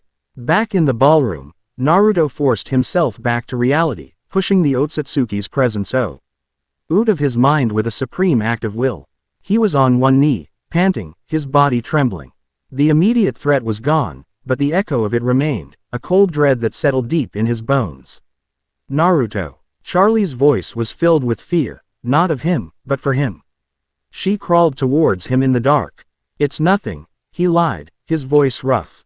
"Just a headache." He knew she didn't believe him. He knew Alistair had felt it, too. The secrets he was keeping were beginning to unravel. He stood up, his legs shaky, and looked around at the darkened, damaged ballroom. He saw the shattered spotlight, the fear on Charlie's face, the despair that had brought them here. And in that moment, a decision crystallized. He had spent days watching, waiting, drowning in his own past. No more. He had failed D1 world by trying to carry its burdens alone. He would not make that same mistake twice. "The hotel," he said, his voice gaining a hard, resolute edge. "It's weak. The walls, the foundation, it's a death trap." Charlie, still on the floor, looked up at him, confused. "What? If the angels come back, they'll level this place in seconds," he stated. "We need to fortify it. Reinforce the walls. Set up defenses. Turn this place from a target into a fortress." He wasn't just talking about bricks and mortar. He was talking about purpose. Action. The best way to fight fear was to build something to fight it with. He offered her a hand. After a moment's hesitation, she took it. His grip was strong and steady as he pulled her to her feet. "How?" she asked. "We don't have the resources, the manpower." "I'll handle it," he said. A spark of the old, unshakable confidence returning to his voice. He had built a village. He could rebuild a hotel. The next morning, the residents awoke to a new sound. the rhythmic clang of a hammer against steel. They emerged from their rooms to find Naruto in the lobby, his tattered coat gone, his shirt stripped off, revealing a torso crisscrossed with the phantom scars of his past life. He was hauling massive steel beams scavenged from the nearby industrial district, his muscles straining as he began to weld them into the very framework of the hotel walls. His demonic energy flaring like a blacksmith's forge. He was no longer just the hotel's guardian. He was its architect. He was building. He was fighting back. Charlie watched him, a slow, genuine smile returning to her face for the first time in days. The darkness hadn't left his eyes, but now, there was a fire lit behind it. He had opened up to her, shared a piece of his broken past, and in doing so, had found a way to start building a future. Their future. The weight of her crown was still heavy. But as she watched him work, she realized she was no longer carrying it alone.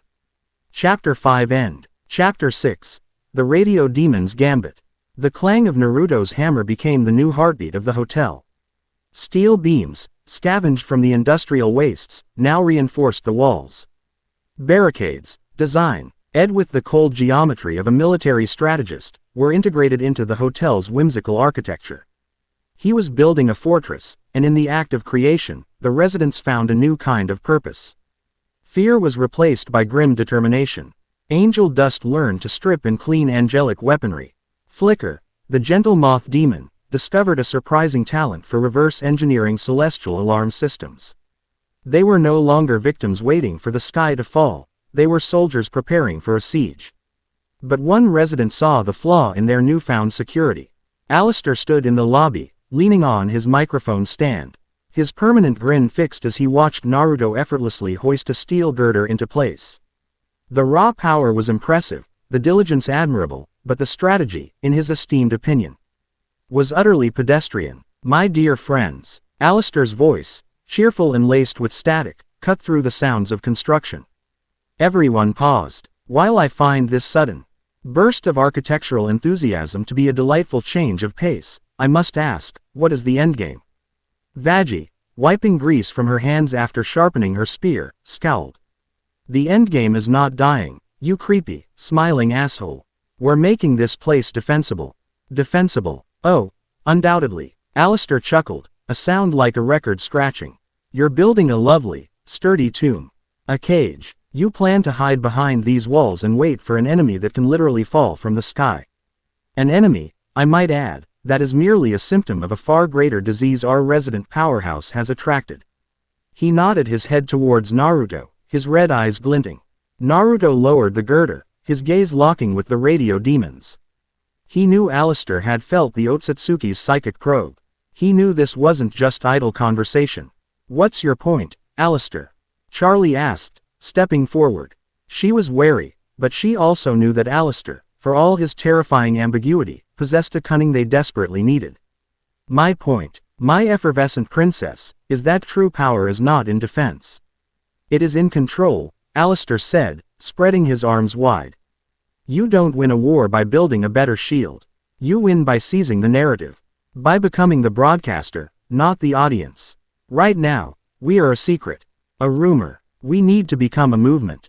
And how do you suggest we do that? Vaggie asked, her voice dripping with suspicion. Take out an ad in the paper. Alistair's grin widened, all sharp, yellow teeth. Precisely. But on a much, much grander scale. We need a platform. A voice that can drown out all the others. And I know just the one that's ripe for a hostile takeover. He tapped his microphone, and an image shimmered into existence in the air above it. The logo of the V-Tower network, a sleek, modern symbol dominated by the stylized V of the Overlord Triumvirate. The image then focused on one of the V's in particular. A tall, slender demoness with an impossibly fashionable, doll-like appearance. Velvet, the arbiter of Hell's trends, the queen of its social media. Velvet, Alistair purred, the name dripping with a vintage disdain for all things modern. She controls the largest media network in the Pride Ring. She decides what is popular, what is feared, what is desired. Her power isn't in brute force, it's in influence.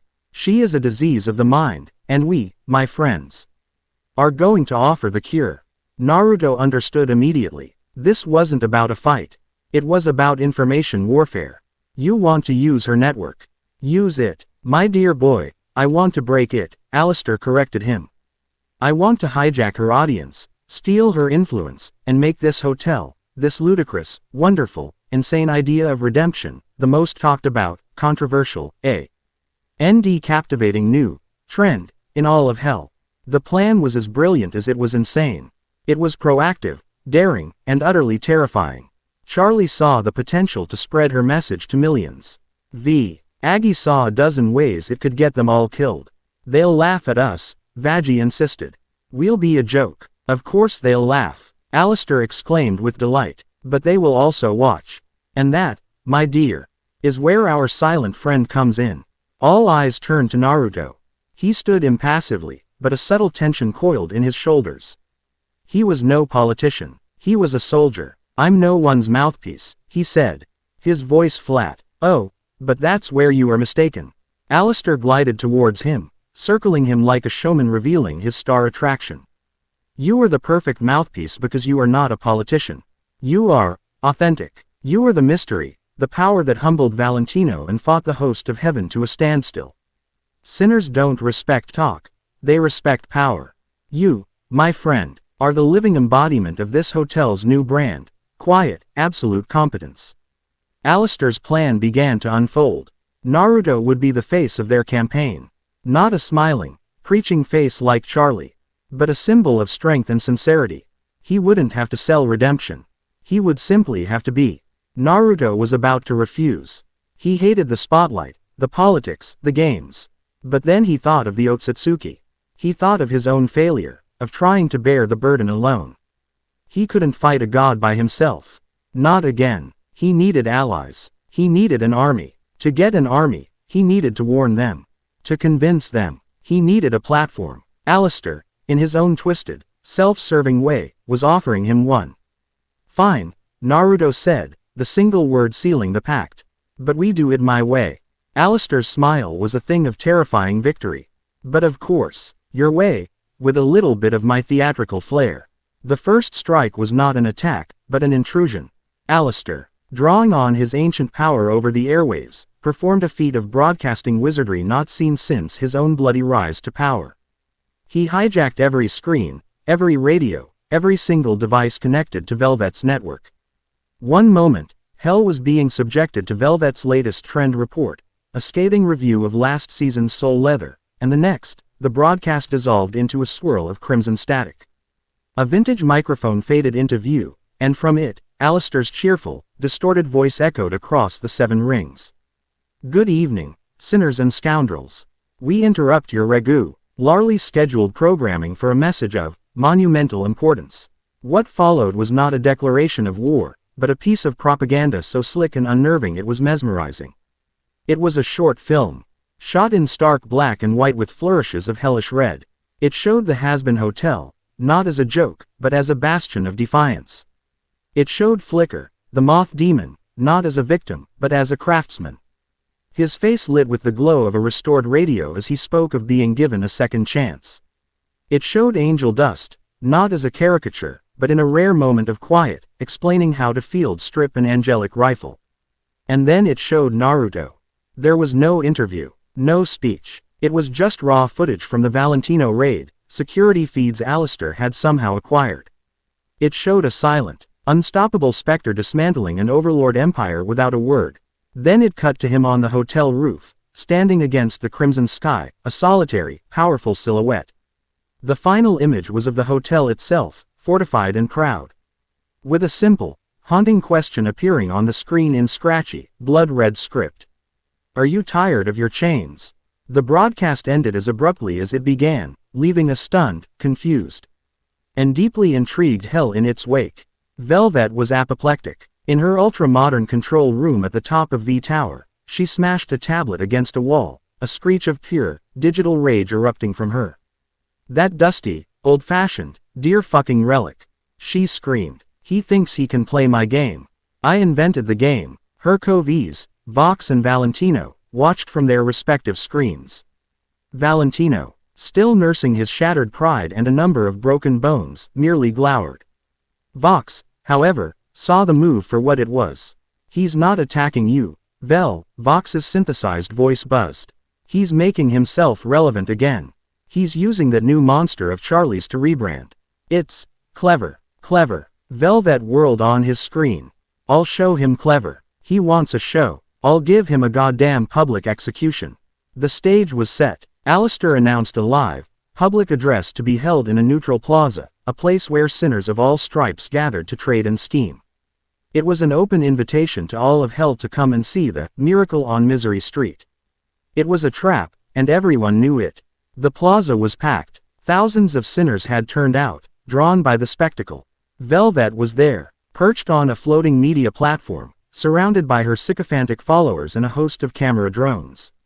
She was live streaming to the entire network, ready to tear down the hotel's reputation piece by piece. On a simple, hastily erected stage stood Charlie, Veggie, and Naruto. Charlie was a nervous wreck, Veggie was a coiled spring of aggression, and Naruto was an island of absolute calm. Look at them. Velvet's voice boomed from the screens she had erected around the plaza. The broken princess, her rabid pet, and the mysterious hobo. This is your salvation. It's a sad, pathetic joke. The crowd jeered and laughed, their loyalty bought and paid for by Velvet's constant stream of entertainment and ridicule. Charlie stepped up to the microphone, her hands trembling. Please, just listen. We have something important too. Velvet cut her off, playing a loop of Charlie's own disastrous television debut, the one that had ended in a kingdom-wide brawl. The crowd roared with laughter. Charlie shrank back, her confidence shattered. This was Alistair's cue. His voice, without a visible source, echoed through the plaza. Patience, my dear. You must warm up the crowd before the main event. Then, he turned the spotlight on Naruto. Naruto stepped forward. He didn't touch the microphone.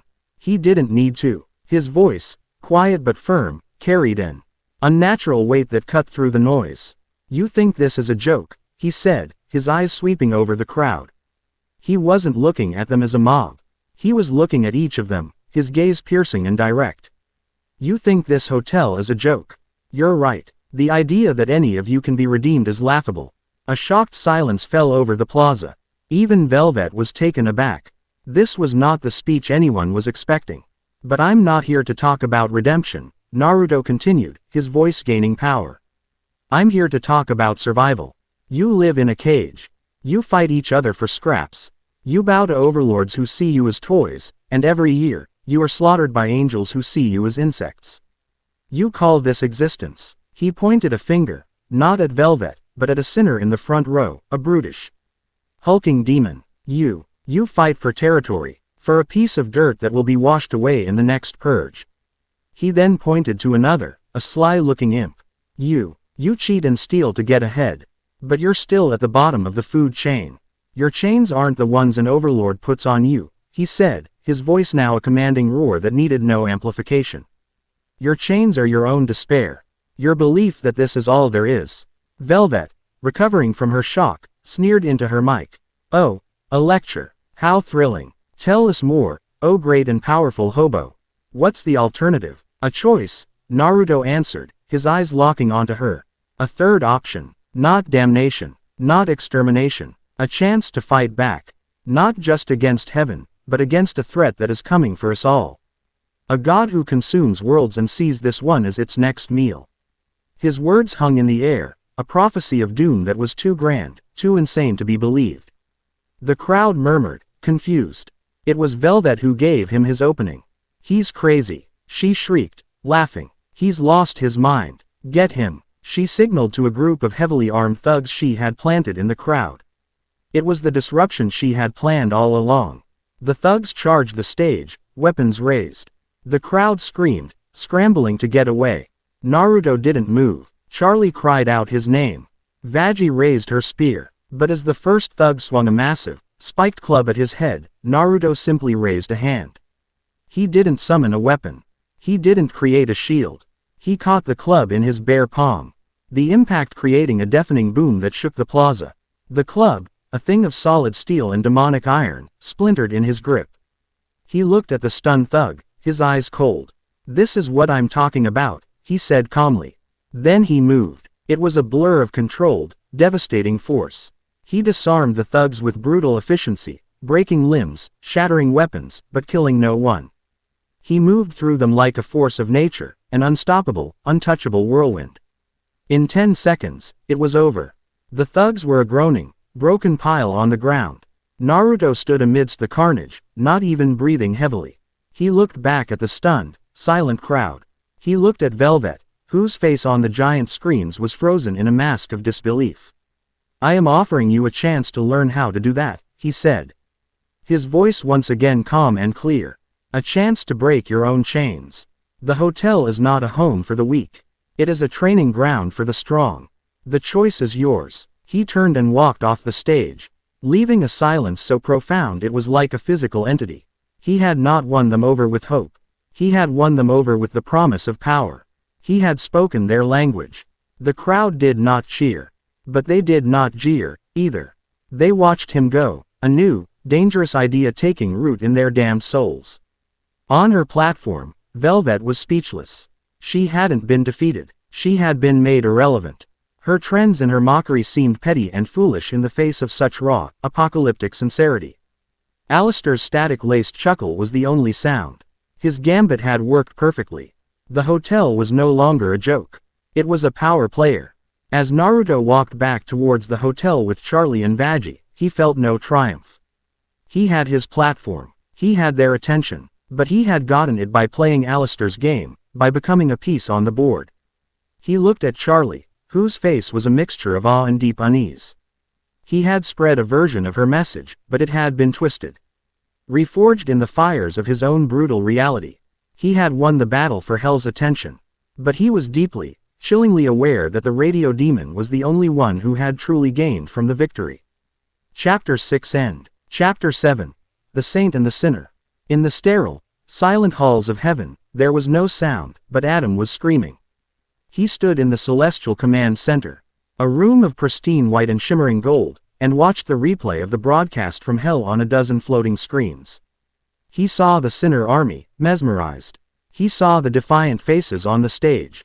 But most of all, he saw the Nephilim. He saw the effortless catch of the spiked club, the blur of motion that left a pile of broken thugs in its wake. He saw the quiet, absolute confit, dense that held an entire plaza of murderers and thieves in rapt attention. This wasn't just an abomination anymore. It was a leader, an ideologue. The broadcast, with its haunting question, "Are you tired of your chains?"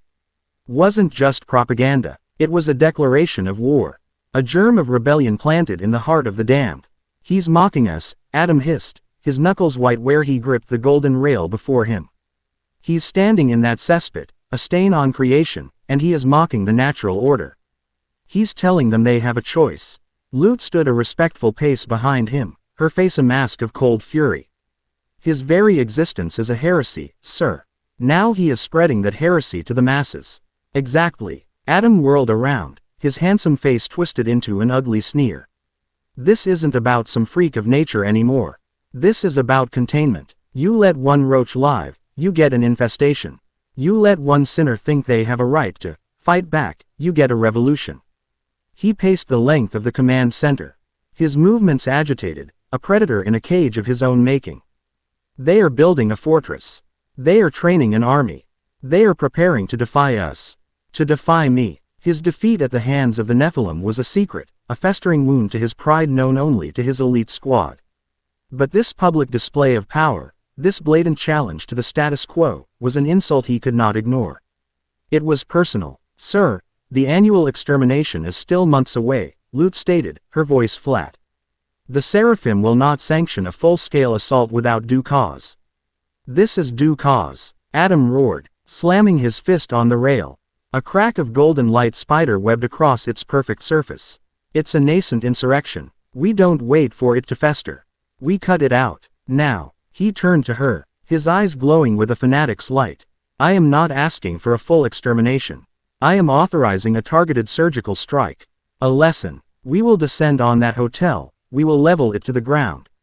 And we will drag that Nephilim back here in chains. We will make an example of him so profound that no sinner will ever again entertain the notion of hope." He didn't wait for her agreement. He strode to the central command console and slammed his palm down. An alarm, A chorus of beautiful, terrible, angelic horns echoed through the celestial barracks. "Ready the legions," Adam commanded. His voice a low, chilling promise of violence. "I'm going to personally rip the wings off that mongrel." Back at the hotel, the victory rally had devolved into a tense, chaotic sorting process. Dozens of sinners, the hardest and most desperate of the crowd, had followed them back. They weren't converts to Charlie's cause of redemption. They were recruits, drawn by Naruto's promise of power. They crowded the lobby, a motley collection of brutes, killers, and thieves, their eyes filled with a dangerous, volatile mixture of desperation and defiance. Naruto was trying to instill order, his voice cutting through the din. "We need a perimeter watch. Ranged fighters on the roof. Melee combatants reinforcing the barricades." He was in his element, the instincts of a wartime leader taking over. Charlie was trying to mediate, offering welcome pamphlets to demons who looked more likely to eat them than read them. Vaggie was practically vibrating with stress, her spear in hand as she tried to keep the new, unruly arrivals from tearing each other apart. It was in the middle of this organized chaos that the sky screamed. It started as a low hum, a celestial vibration that rattled the teeth. Then came the sirens, the official, citywide extermination alarms, blaring months ahead of schedule. Every sinner in the lobby froze, their bravado evaporating into pure, primal terror. They knew that sound. It was the soundtrack to their annual slaughter. Everyone rushed to the windows. The perpetual crimson sky was tearing open. Not a single portal, but hundreds of them. Gaping wounds of brilliant gold bleeding into the twilight. A legion was descending, an army of black and white, of holy steel and righteous fury. And they were all heading in one direction. Towards them. "They're here," Vaggie breathed, her single eye wide with horror. "Oh God, they're here." The new recruits began to panic. "It's a trap," one snarled. "They led us right to them." The mob mentality was shifting, their newfound loyalty fracturing under the weight of an oncoming apocalypse. "Hold the line," Naruto's voice boomed, imbued with a power that was not demonic or angelic, but the pure, unshakable authority of a commander. All eyes snapped to him. "You came here for a chance to fight. This is it. Run now, and you die alone in the streets. Stand here, with us, and you die with a weapon in your hand. Fighting for something more than your own miserable patch of dirt." He looked at them, not as a mob, but as individuals, his gaze meeting theirs. "This hotel is now the only thing between you and oblivion. We are the wall. Now, to your positions." His words, brutal and honest, cut through their fear. There was no promise of victory, only the promise of a meaningful death. In hell, that was a currency more valuable than souls. A grim resolve settled over them. They grabbed the weapons angel dust had been distributing and scrambled to their assigned posts. The first wave hit the hotel like a tidal wave of holy light. Spears of solidified energy rained from the sky, exploding against the steel-reinforced walls. The fortress Naruto had built groaned under the assault, but it held. From the roof, angel dust, armed with a half-dozen angelic rifles, laid down a storm of suppressive fire. "Get some, you holy rolling motherfuckers," he cackled, a manic glee in his eyes as he fought back against the beings that had tormented his existence. Flicker, in a makeshift communications hub in the basement, worked frantically, his antennae twitching. He wasn't a fighter, but he was a saboteur. He sent out waves of disruptive energy, jamming the exorcists' hive mind communications, turning their perfect coordination into chaos. Angels would veer off course, colliding with each other, their attacks mistimed and disorganized. Vaggie led a small, brutal squad on the ground, a whirlwind of silver hair and sharpened steel, defending the main barricade with a ferocity born of desperation and rage. But this was just the vanguard. The true threat had yet to descend. From the largest portal, a figure of gold and white dropped like a meteor. Adam landed in the middle of the street, the impact cracking the very pavement, sending out a shockwave of pure, divine energy that blasted a dozen defending sinners into dust. He stood, his golden axe in hand, his ornate mask scanning the battlefield with contempt. "Pathetic," he sneered, his voice amplified by celestial power. "You actually think you can win?" He carved a path of absolute destruction towards the hotel, each swing of his axe a golden arc of death. The sinners' weapons were useless against him. Their bodies were torn apart by his mere presence. Naruto met him in the street. He simply appeared, a blur of motion, that intercepted Adam's charge just as he was about to bring his axe down on the main gate. The clash of Naruto's raw, hybrid energy against Adam's axe created a deafening explosion that shattered every window for a block. The two stood facing each other in the eye of the storm, the battle raging around them. "The mistake," Adam snarled, his voice dripping with venom. "I should have erased you when I had the chance." "You can try," Naruto replied, his voice calm, his body coiled with lethal potential. The rematch was not a brawl, it was a storm. Adam was pure, overwhelming force, his axe a cleaver meant to split reality. Naruto was a river, flowing around the mountain, eroding it with precise, powerful strikes. He moved with a grace that was alien to this world, a fusion of shinobi arts and his new, unholy power. He summoned clones. They weren't the simple shadow clones of his past life. They were constructs of his dual nature, some formed from pure, abyssal shadow, others from corrupted, golden light. The shadow clones were silent assassins, striking from unseen angles, while the light clones were resilient defenders, forming shields to protect the other fighters. "Tricks," Adam roared, blasting a half-dozen clones into oblivion with a wave of holy fire. "You hide behind your parlor tricks because you are an abomination. A weak, deluded thing. I am the first man. I am perfection. Perfection is just an excuse to stop learning," Naruto grunted, deflecting a blow that would have cut the hotel in half. He channeled his energy, and the phantom wing of golden light erupted from his back, wrapping around him like a shield. At the same time, a wing of pure shadow, dripping with the cold of the abyss, unfurled from his other shoulder. He was a creature of impossible balance, a living paradox of saint and sinner. He pressed his attack, his movements a devastating dance. He was no longer just dodging. He was countering, his fists and feet striking like lightning. He wasn't a brawler. He was a master, and Adam, for all his raw power, was just a bully with a big stick. With a final, explosive surge of power, Naruto got inside Adam's guard. He drove a fist radiating dark energy into Adam's chest, cracking his golden armor. Then he spun, a leg sweep imbued with holy light taking the first man off his feet. As Adam fell, Naruto brought a combined fist of light and shadow down on his axe. The celestial weapon, an artifact of heaven itself, shattered with a sound like a dying star. Adam lay on the ground, disarmed and stunned. Naruto stood over him, his own fist raised. A swirling sphere of black and white energy, a chaotic Rasengan, humming with enough power to obliterate a city block. "This is the end, mistake," Naruto said, his voice cold. He thrust his hand down. But he didn't aim for Adam's head or chest. In a move of blinding speed and impossible precision, he struck the golden mask. The mask, the symbol of Adam's authority and faceless divinity, cracked, then exploded into 1,000 pieces. The battlefield fell silent. The fighting stopped. Angels and demons alike stared at the scene. There, on the ground, was Adam, the first man, his face revealed, furious, mortal, and bleeding from a cut on his cheek. He was no longer a god. He was just a man, defeated and humiliated in front of his entire army. Naruto stood over him, the destructive sphere in his hand still humming. The temptation was immense. To end it, to kill the source of this attack and send a message back to heaven. But as he looked down at the furious, terrified face of the first man, he saw not a god, but just another arrogant, powerful being convinced of his own righteousness. Just like the Otsutsuki, just like so many enemies he had faced before, killing him would prove Adam right. It would be a demonic, sinful act. He slowly, deliberately, let the energy in his hand dissipate into nothing. "Go home," Naruto said, his voice quiet but carrying across the silent battlefield. "Tell your masters that hell is under new management. We are not insects to be squashed. We are survivors, and we will fight for our right to exist."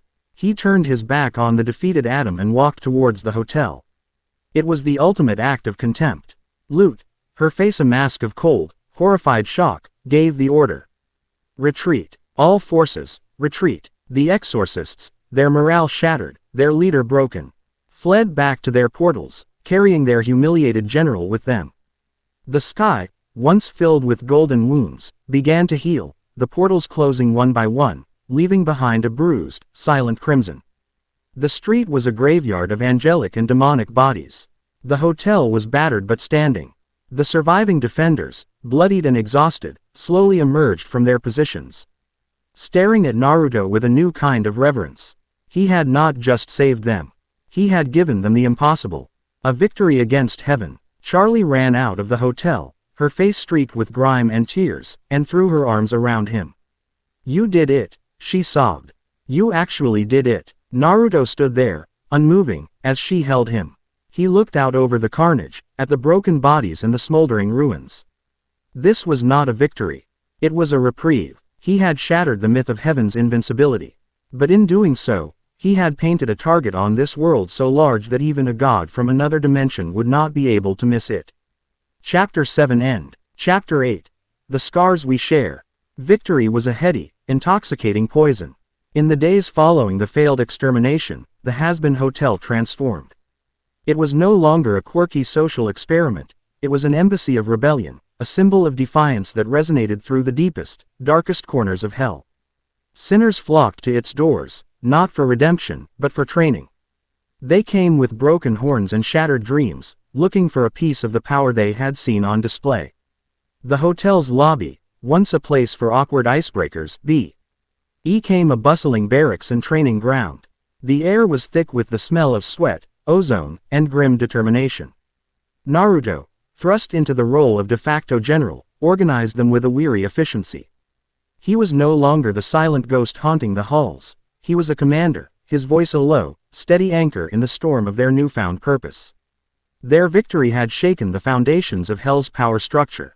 The V's were silent, their media empire suddenly irrelevant in the face of a genuine existential threat and a new, more compelling broadcast. Other overlords, the ancient, RFUL demons who had ruled their fiefdoms for centuries, were forced to acknowledge the hotel's existence. Some sent threats, which Naruto's new recruits dealt with swiftly and brutally. But others, the more cunning ones, sent emissaries. One such emissary arrived in a carriage of polished bone pulled by 6 flaming nightmares. He introduced himself as Baron Samuel, an ancient overlord who ruled Hell's armaments industry. He was not like the flashy, modern V's. He was old power, dressed in a severe, old-world suit, his face a calm, reptilian mask, his voice a smooth, deep baritone that commanded attention. He didn't come with threats. He came with gifts. An extraordinary achievement, Samuel said, his reptilian eyes sweeping over the fortified lobby, his gaze lingering on Naruto for a long, calculating moment. You have done the impossible. You have given the masses that most dangerous of narcotics, hope. He presented them with a chest of angelic steel, perfect for forging new weapons. He offered them a direct line to his own intelligence network. He spoke of a new era, of the old powers recognizing the shift in the balance. We must stand together, the Baron purred, his words like honeyed poison. Heaven will not take this insult lying down. They will return, and in greater numbers. An alliance, a council of the powers of Hell, it is the only logical path forward. Consider He Hazbin Hotel the first seat at the new table. Charlie was ecstatic. This was the legitimacy she had craved, a sign that her dream was finally being taken seriously by the powers that be. Vaggie was deeply suspicious, her hand never leaving her spear. Alistair, who had been observing from the shadows, was practically vibrating with amusement, his grin a razor slash of pure, unadulterated delight at the political chaos. Naruto accepted the gifts with a quiet, noncommittal nod. He looked into Baron Samuel's eyes and saw no hint of an ally. He saw a snake, patiently waiting for the right moment to strike. He had dealt with men like Samuel his entire life, men who spoke of alliances when they meant control, who offered gifts that were nothing more than gilded chains. The initial euphoria of their victory began to fade, replaced by the grim reality of their new position. They were a recognized power, but they were also the single biggest target in all of creation. The first reports were whispers, dismissed as the usual ravings of mad sinners. They came from a remote, forgotten sector of the Pride Ring known as the Ashen Wastes, a desolate industrial graveyard where broken machines and broken souls went to rust. The stories were strange, nonsensical. Sinners spoke of the ground turning white, of the red sky being bleached from the inside out. They spoke of a silence that was not empty, but full of a terrible alien pressure. Then, people started to disappear. Whole enclaves of squatters who lived in the rusting husks of old factories vanished overnight. Charlie, briefed by Vaj, Gi on the increasingly disturbing reports, brought the news to Naruto. He was on the roof, overseeing the installation of a massive, long-range alarm system reverse-engineered by Flicker. "It's probably just a turf war," Charlie said, though her voice lacked conviction. "But the stories, they're strange. They say the air gets cold, that nothing grows there anymore." Naruto stopped what he was doing. Cold, white, a silence full of pressure. The words were a key, unlocking a door in his mind to a room he never wanted to enter again. His blood ran cold. "It's him," he said, his voice a low, dead thing. "He's here." Who's he?" Charlie asked, a knot of dread tightening in her stomach. "The entity I told you about. The one from my world," he said, his eyes fixed on the distant horizon, towards the direction of the ashen wastes. "He's not just whispering anymore. He's putting down roots." A decision was made. They had to see it for themselves. A small, elite team was assembled. Naruto, the only one who knew what they were truly facing. Charlie, who refused to be a princess hiding in a castle while her kingdom was being invaded. Vaji, who would sooner die than let Charlie go alone. And, to everyone's unease, Alistair. The radio demon had simply appeared as they were preparing to leave, his smile impossibly wide. An expedition into a mysterious and potentially world-ending anomaly. He had chirped. "Oh, the sheer entertainment value. I simply cannot miss this. Besides, it's always good to know one's competition." Their journey to the ashen wastes was a descent into silence. The further they went, the quieter hell became. The usual screams, explosions, and maniacal laughter faded, replaced by an unnerving, expectant hush. The very air grew thin and cold, the crimson light of the sky seeming to dim, as if being drained of its color. They stood on a ridge overlooking the area, and what they saw made Charlie gasp. Below them was a valley of white. The rust-colored earth was gone, replaced by a brittle, porcelain-like substance that crunched underfoot. The twisted metal skeletons of old factories were coated in a fine, white dust that was not dust at all, but the very essence of the place, leached of its color and its sin. The sky directly above the valley was a sickly, pale gray, a cancerous wound in the flesh of hell. This was the Otsutsuki's blight. The white scour. What is this place?" Vaji whispered, her angelic senses recoiling from the sheer wrongness of it. It felt like heaven, but a dead, sterile, soulless version of it. "It's a beachhead," Naruto said grimly. "He's terraforming, erasing this world and remaking it in his own image." Alistair's smile was gone, not hidden, but completely absent, replaced by a look of focused, predatory intensity. The static that surrounded him was a low, angry growl. This was not demonic. This was not angelic. This was other. And it was an affront to his reality, his playground. They descended into the valley of death. The only sound was the crunching of the porcelain ground under their boots. There were no bodies, no signs of a struggle. Just an absolute, profound emptiness. Then, they emerged from the white dust. There were two of them, standing perfectly still in the center of a ruined factory floor. They looked like sinners, once, but their forms had been twisted, remade. Their skin was the same dead white as the ground, cracked like porcelain. Their eyes were gone, replaced by smooth, polished sockets. They wore the tattered remains of their old clothes, but their bodies were unnaturally stiff, like puppets. Naruto froze. He knew them. Not these specific individuals, but their kind. The shock of recognition was a physical blow. "Stay back," he ordered, his voice tight. The two porcelain figures turned their heads in perfect, silent unison, their blank faces locking onto the intruders. They moved, not with the chaotic rage of demons, but with a silent, fluid, horrifyingly coordinated grace. They attacked. It was unlike any fight they had ever been in. The puppets were silent, their movements brutally efficient. One of them slammed its hands on the ground, and dozens of sharp, bone-like spikes erupted from the white earth, a technique that was a twisted, horrifying mockery of a jutsu Naruto knew well. Vaji engaged one, her angelic spear a blur of motion. But the creature was unnervingly durable, its porcelain skin deflecting blows that would have skewered any demon. It fought without pain, without emotion, its only purpose to kill. Alistair summoned tendrils of living shadow, which lashed out at the second puppet. But the creature simply held up a hand, and a sphere of white energy absorbed the shadows, negating them completely. Alistair's eyes widened in genuine surprise and fury. His power, his very essence, had been consumed. Naruto was the only one who understood. Don't use energy attacks. They absorb it, he yelled, a desperate warning born from a memory of a world long dead. He engaged the first puppet, freeing Veggie from its relentless assault. This was not a brawl. It was a terrible, familiar dance. He recognized the fighting style, the precise, bone-breaking strikes. The way it used its own body as a weapon. This was the martial art of the Otsutsuki clan, a style he had only ever seen from his world's destroyers.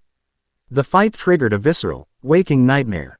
Flashes of the white void, the searing chains, the cold voice in his head, ripped through his consciousness. He was fighting not just a monster in hell, but the ghosts of his own death. He fought with a desperation, a ferocity that stunned his companions. He abandoned his energy attacks and relied purely on taijutsu, on the physical, brutal art of combat he had honed over 1,000 battles. He moved like a blur. His strikes aimed at joints, at structural weaknesses. He had to be perfect. One mistake, one opening, and it would be over. He saw an opening. The puppet lunged, its arm transforming into a long, sharp blade of bone. Naruto ducked under it, pivoted, and drove his heel into the back of the creature's knee, shattering the joint. As it stumbled, he leapt, wrapping his legs around its neck and, with a violent twist, snapped its head clean off. The body stood for a moment before crumbling into a pile of white dust. The second puppet, seeing its partner destroyed, paused. Its head tilted, and a low, chittering sound, like cracking glass, emanated from it. Then, its chest began to glow with a blinding white light. "It's going to explode," Naruto screamed. He grabbed Charlie and Veggie, throwing them behind a rusted metal girder. Alistair was already gone, melting back into the shadows. Naruto threw himself in front of the others, his back to the blast, moaning both his light and shadow wings to form a protective cocoon. The explosion was not a fiery, demonic blast. It was a silent, concussive wave of pure, negating energy. It washed over them, and the very concept of sound, of color, of heat, was erased for a single, terrifying second. When the light faded, Naruto was on his knees, panting, his back smoking. The entire factory had been vaporized. Nothing remained but a smooth, white, glassy crater. Charlie rushed to his side. "Naruto, are you hurt?" He just shook his head, pushing himself to his feet. He was staring at the crater, his face pale, his expression one of utter, soul-deep horror. "What were those things?" Veggie asked, her voice trembling slightly. She was a warrior who had fought in Heaven's wars. She had never seen anything like that. Naruto finally turned to them, and the mask of the stoic commander was gone. They saw the survivor, the victim, the last remnant of a dead world. "They are the Otsutsuki's vanguard," he said, his voice heavy with a truth he could no longer hide. "Pawns. They are not gods. They are locusts. They move from world to world, a plague across dimensions. They find a planet rich in life, plant a seed that drains it of all its energy. And once the world is a dead husk, they harvest the fruit and move on." He looked at Charlie, his eyes filled with a terrible, ancient grief. "One of them destroyed my home. And now they are here to do it again." The truth settled over them, a weight far heavier than the threat of any extermination. Their enemy wasn't just heaven. Their enemy was a force that devoured entire realities. As they made their silent, grim journey back to the hotel, Naruto's mind was racing. The puppets had been waiting for them. They had known they were coming. Their attack was too precise, too targeted to be a random encounter. His gaze fell upon a small, ornate compass Baron Samuel had given them, a gift, to help them navigate the ever-shifting territories of hell. It was still pointing unerringly towards the hotel. He knew, with a chilling certainty, that the betrayal had already happened. The enemy was not just at the gates. They were inside the walls, wearing the smiling face of an ally. Chapter 8 End. Chapter 9. A Requiem for a Forgotten God. The journey back from the ashen wastes was a silent, suffocating funeral procession for their innocence. The truth Naruto had unveiled was a cancer, metastasizing in the quiet of the carriage, poisoning the air with its apocalyptic weight. Charlie sat numbly, the vibrant color drained from her cheeks, trying to reconcile the image of the world-eating locusts with her dream of saving individual souls. Veggie was a statue of white-knuckled fury, her single eye burning with a hatred for a foe she couldn't comprehend. Alistair, for his part, had retreated behind his smile once more, but it was a thin, brittle thing, a mask that no longer hid the cold, calculating fury in his crimson eyes. His playground was under threat from an outside player, and his displeasure was a palpable, humming static in the air. Naruto said nothing. He stared out the window at the passing hellscape, his mind a battlefield of past and present. The puppets, the white blight, the familiar, chilling energy of the Otsutsuki, it had all ripped open wounds he thought had scarred over. He was no longer just a survivor, he was an omen. A harbinger of the same doom that had consumed his own world. They arrived at the hotel to the sight of Baron Samuel, waiting for them in the lobby. He was sipping tea with a few of the senior sinner recruits. His reptilian face a perfect mask of solicitous concern. "Ah, you've returned," he said, his smooth voice a vile counterpoint to the dread in their hearts. "I trust your reconnaissance was illuminating." Naruto walked past Charlie and Veggie, his footsteps unnervingly steady. He stopped in front of the Baron, his shadow falling over the ornate tea set. He reached into his pocket and pulled out the compass Samuel had given them. He didn't say a word. He just held it out, letting it dangle from his fingers. The needle wasn't pointing north. It was pointing directly at Naruto, glowing with a faint, white light. A beacon. Baron Samuel's smile didn't falter, but his eyes, those ancient, reptilian slits, narrowed. The jig was up. "You've served hell for centuries," Charlie said, her voice trembling with a mixture of confusion and betrayal. Why would you help that thing?" "Because, my dear princess, hell is chaos," Samuel replied, placing his teacup down with a delicate click. He stood, his full height revealing an imposing, predatory grace. "It is a glorious, unending cycle of sin and suffering. But it is, at its heart, stagnant. I have watched empires rise and fall, overlords come and go. It is the same tedious opera on a loop." He looked at Naruto, his gaze holding a chilling, academic curiosity. "And then he arrived, a power that does not seek to rule hell, but to erase it. To replace this beautiful, filthy chaos with a perfect, silent, absolute order. It is the ultimate evolution. The final victory condition. I am not betraying hell. I am simply backing the winning side." The recruits who had been sitting with Samuel suddenly stood, their faces hardening, their hands moving to hidden weapons. They were his agents, spies within their ranks. Before Veggie could even raise her spear, before Alistair could manifest his shadows, the entire hotel shook with a deep, tectonic groan. It was not an explosion. It was the sound of reality being rewritten. Every alarm in the hotel screamed at once. Flicker's voice, panicked and distorted, erupted from the intercoms. "It's the wastes. Oh God, they're growing." Everyone rushed to the reinforced windows. In the distance, a pillar of pure, blinding white light erupted from the heart of the ashen wastes, punching a hole through the crimson sky. The blight, the white scour, was expanding at an impossible rate. A tidal wave of porcelain death washing over the city. Buildings, streets, sinners, anything it touched was bleached, sterilized, and crumbled into white dust. Pentagram City, the sprawling, chaotic heart of the Pride Ring, was being consumed. And from the pillar of light, a form began to coalesce. It was a monstrous being of pure energy, a vaguely humanoid shape crowned with familiar, terrible horns. It was not the Otsutsuki god himself, but a vessel, a conduit for his power, forged from the stolen essence of hell itself. "He's using the souls," Naruto said, his voice a grim whisper. "The ones who disappeared. He used them as fuel to create a body." Baron Samuel chuckled, a dry, reptilian sound. "A new god for a new world. It is a privilege to witness such a glorious birth." He and his men drew their weapons. But just as the battle in the lobby was about to begin, the grand doors of the hotel were blasted inward, ripped from their hinges not by an angelic or demonic force, but by a precise, surgical application of divine power. Two figures stood in the ruined doorway, framed by the chaos outside. Lute, her face grim, her angelic spear humming with energy. And beside her, Adam. His ornate mask was gone. His golden armor was gone. He wore simple, white celestial fatigues, and his face was stripped bare of its usual arrogance. He looked tired, furious, and deeply, profoundly desperate. His eyes, for the first time, held no trace of mockery. They held fear. "We have a problem," Adam said, his voice raw, devoid of its usual celestial ring. Vagi instinctively moved in front of Charlie. Her spear pointed at her old commander, a litany of curses and threats dying on her lips as she saw the sheer gravity on his face. "What the fuck do you want?"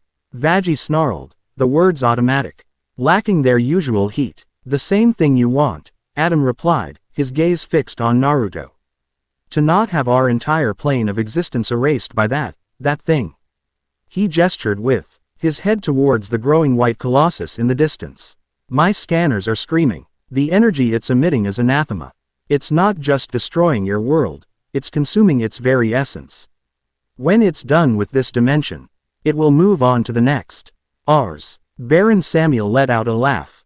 "The angels come to beg for help from the sinners they so gleefully slaughter." "Oh, the irony is exquisite."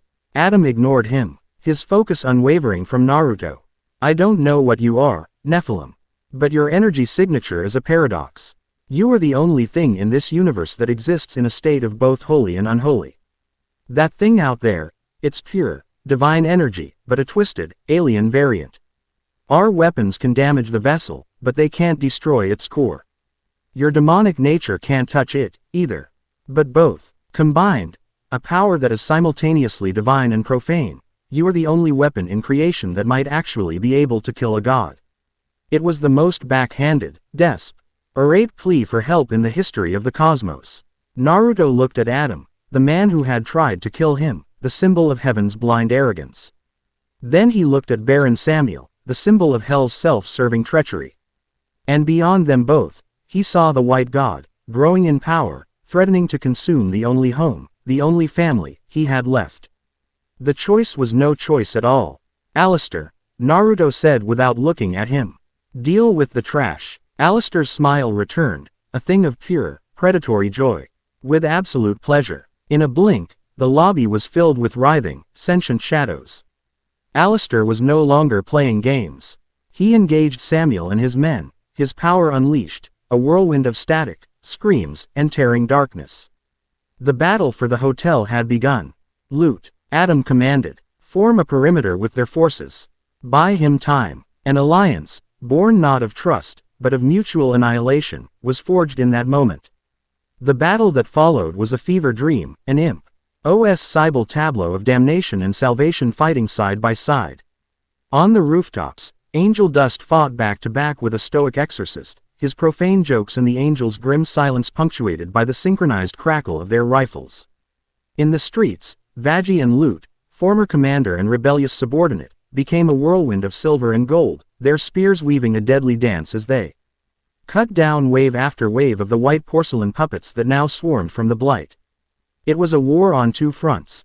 Alistair, a laughing demon of pure chaos, battling the traitors within, while the unholy alliance of sinners and angels fought the apocalypse without.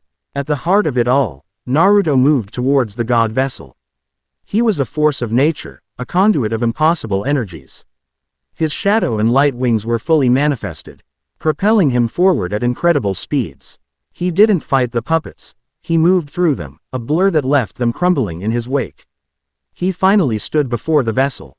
It was 100 feet tall, its porcelain skin shimmering with stolen souls, its horn-crowned head lost in the bleached sky. It turned its blank, horrifyingly empty face towards him. And it spoke, not with a voice, but in his mind, the same cold, clinical tone that had narrated his own death. "The broken container. You have found a new collection of filth to hide amongst. It is admirable, in a pathetic way. This is my home now." Naruto projected back, his own thoughts a defiant roar. "And you are not welcome here." "Home," the god mused. "You are a ghost, haunting the ruins of a dead world. I did you a favor. I gave you an ending. These creatures, this entire failed reality, they will have the same honor. The god vessel raised a hand, and a spear of pure white energy, the size of a skyscraper, formed above it. It will be just like before, Naruto Uzumaki. You will watch everyone you care for be erased. And you will be the last to die. That is my gift to you. The spear descended. Naruto didn't move to dodge it. He flew straight up to meet it. As he flew, he relived it all. The chains, the pain, the faces of his falling friends, the final, soul-tearing scream. The trauma was a living thing inside him. A poison. The god was using it, turning his own past into a weapon. But this time, something was different. He was not alone. He heard Charlie's voice, screaming his name from the hotel roof. He saw Veggie and Loot, Angel and Fallen Angel, fighting together. He saw Angel Dust sharing ammo with his celestial opposite.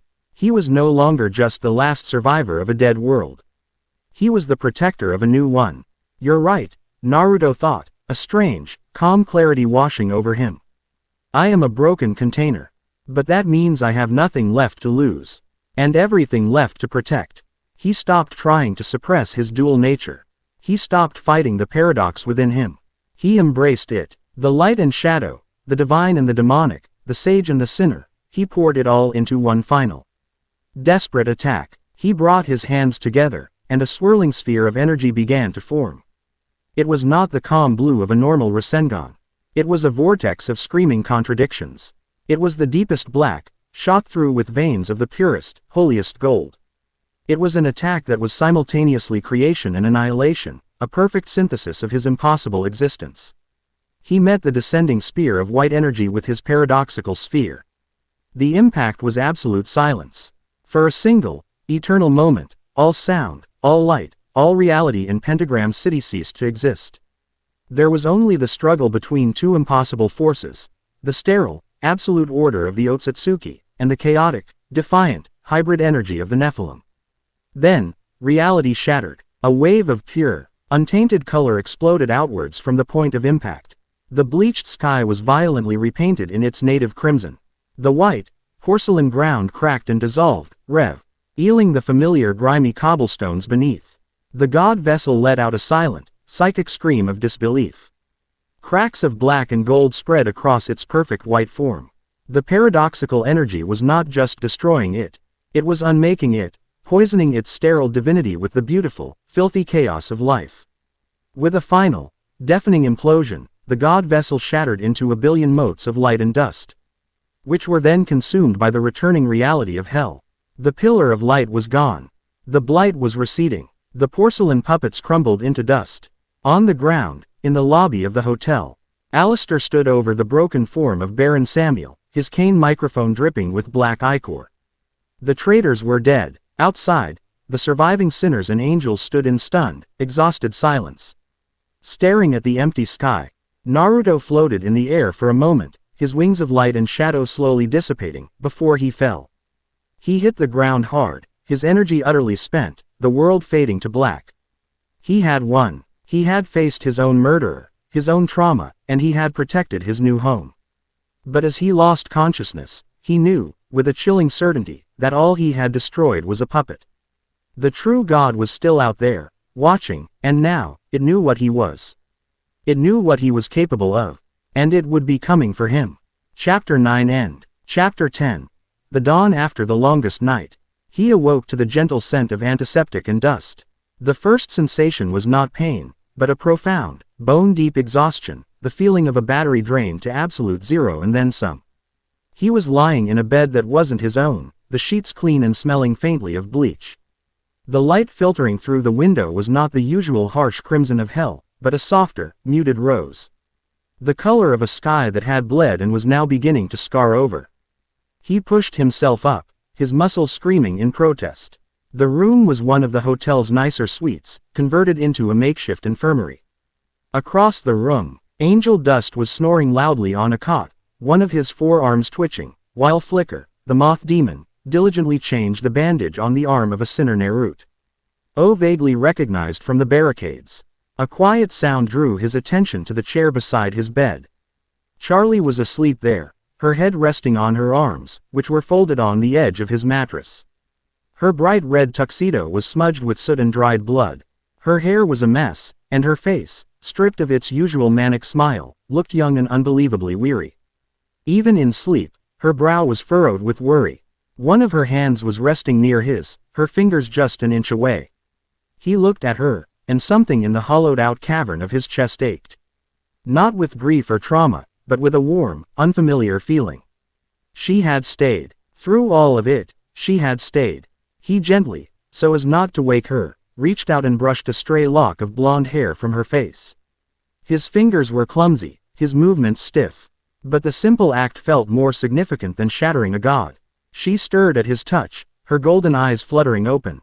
They were cloudy with sleep for a moment, then widened with a sudden, brilliant clarity. Naruto. Her voice was a whisper, but it was filled with a relief so potent it was a physical force.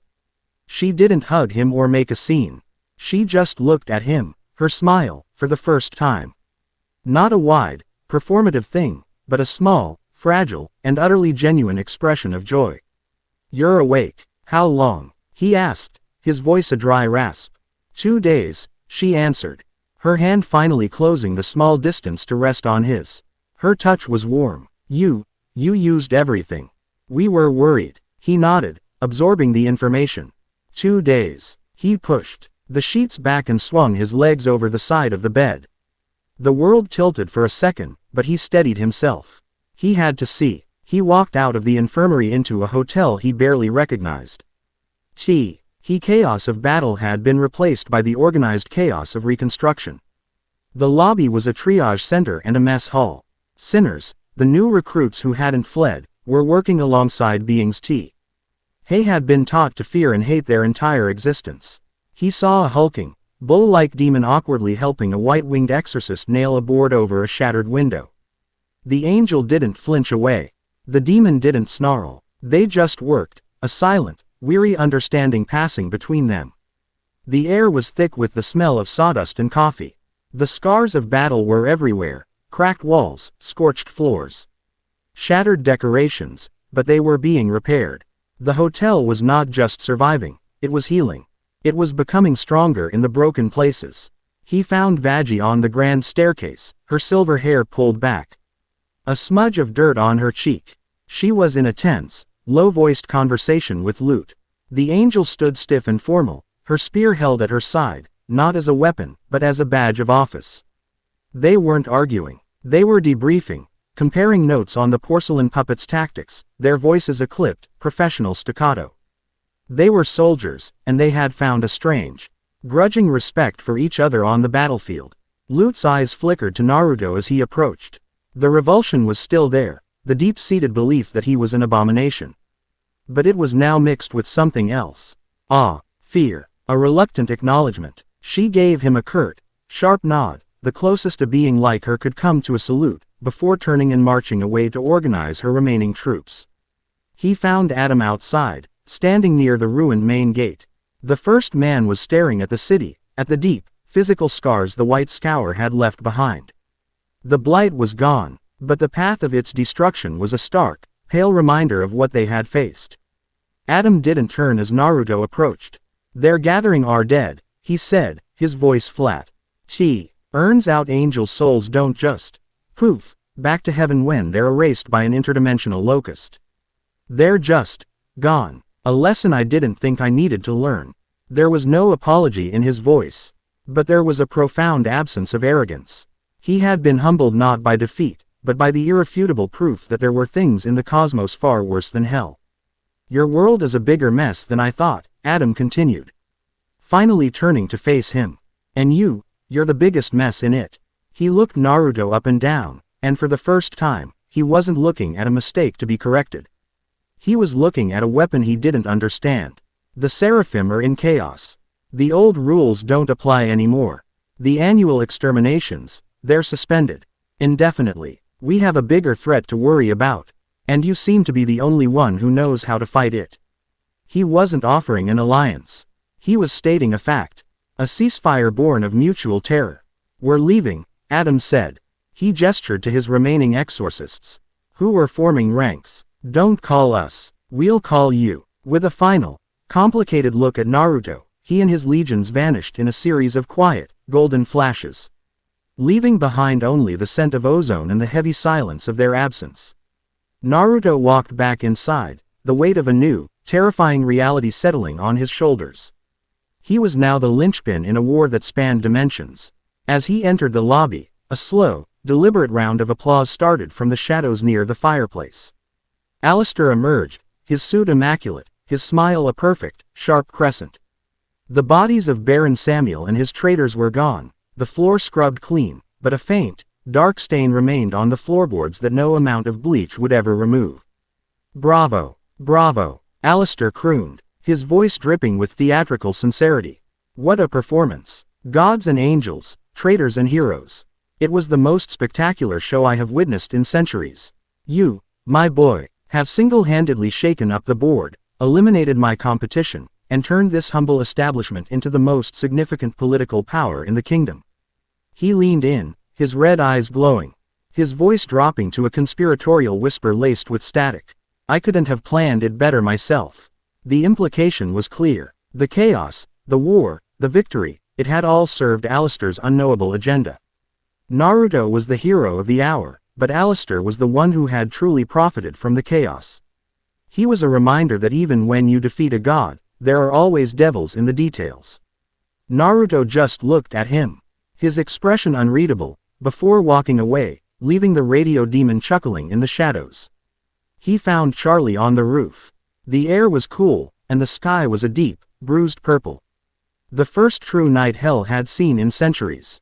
The pentagram star pulsed softly, no longer a mark of damnation, but a quiet, watchful eye. She was leaning on the parapet, looking out at the city. It was scarred and broken, but it was alive.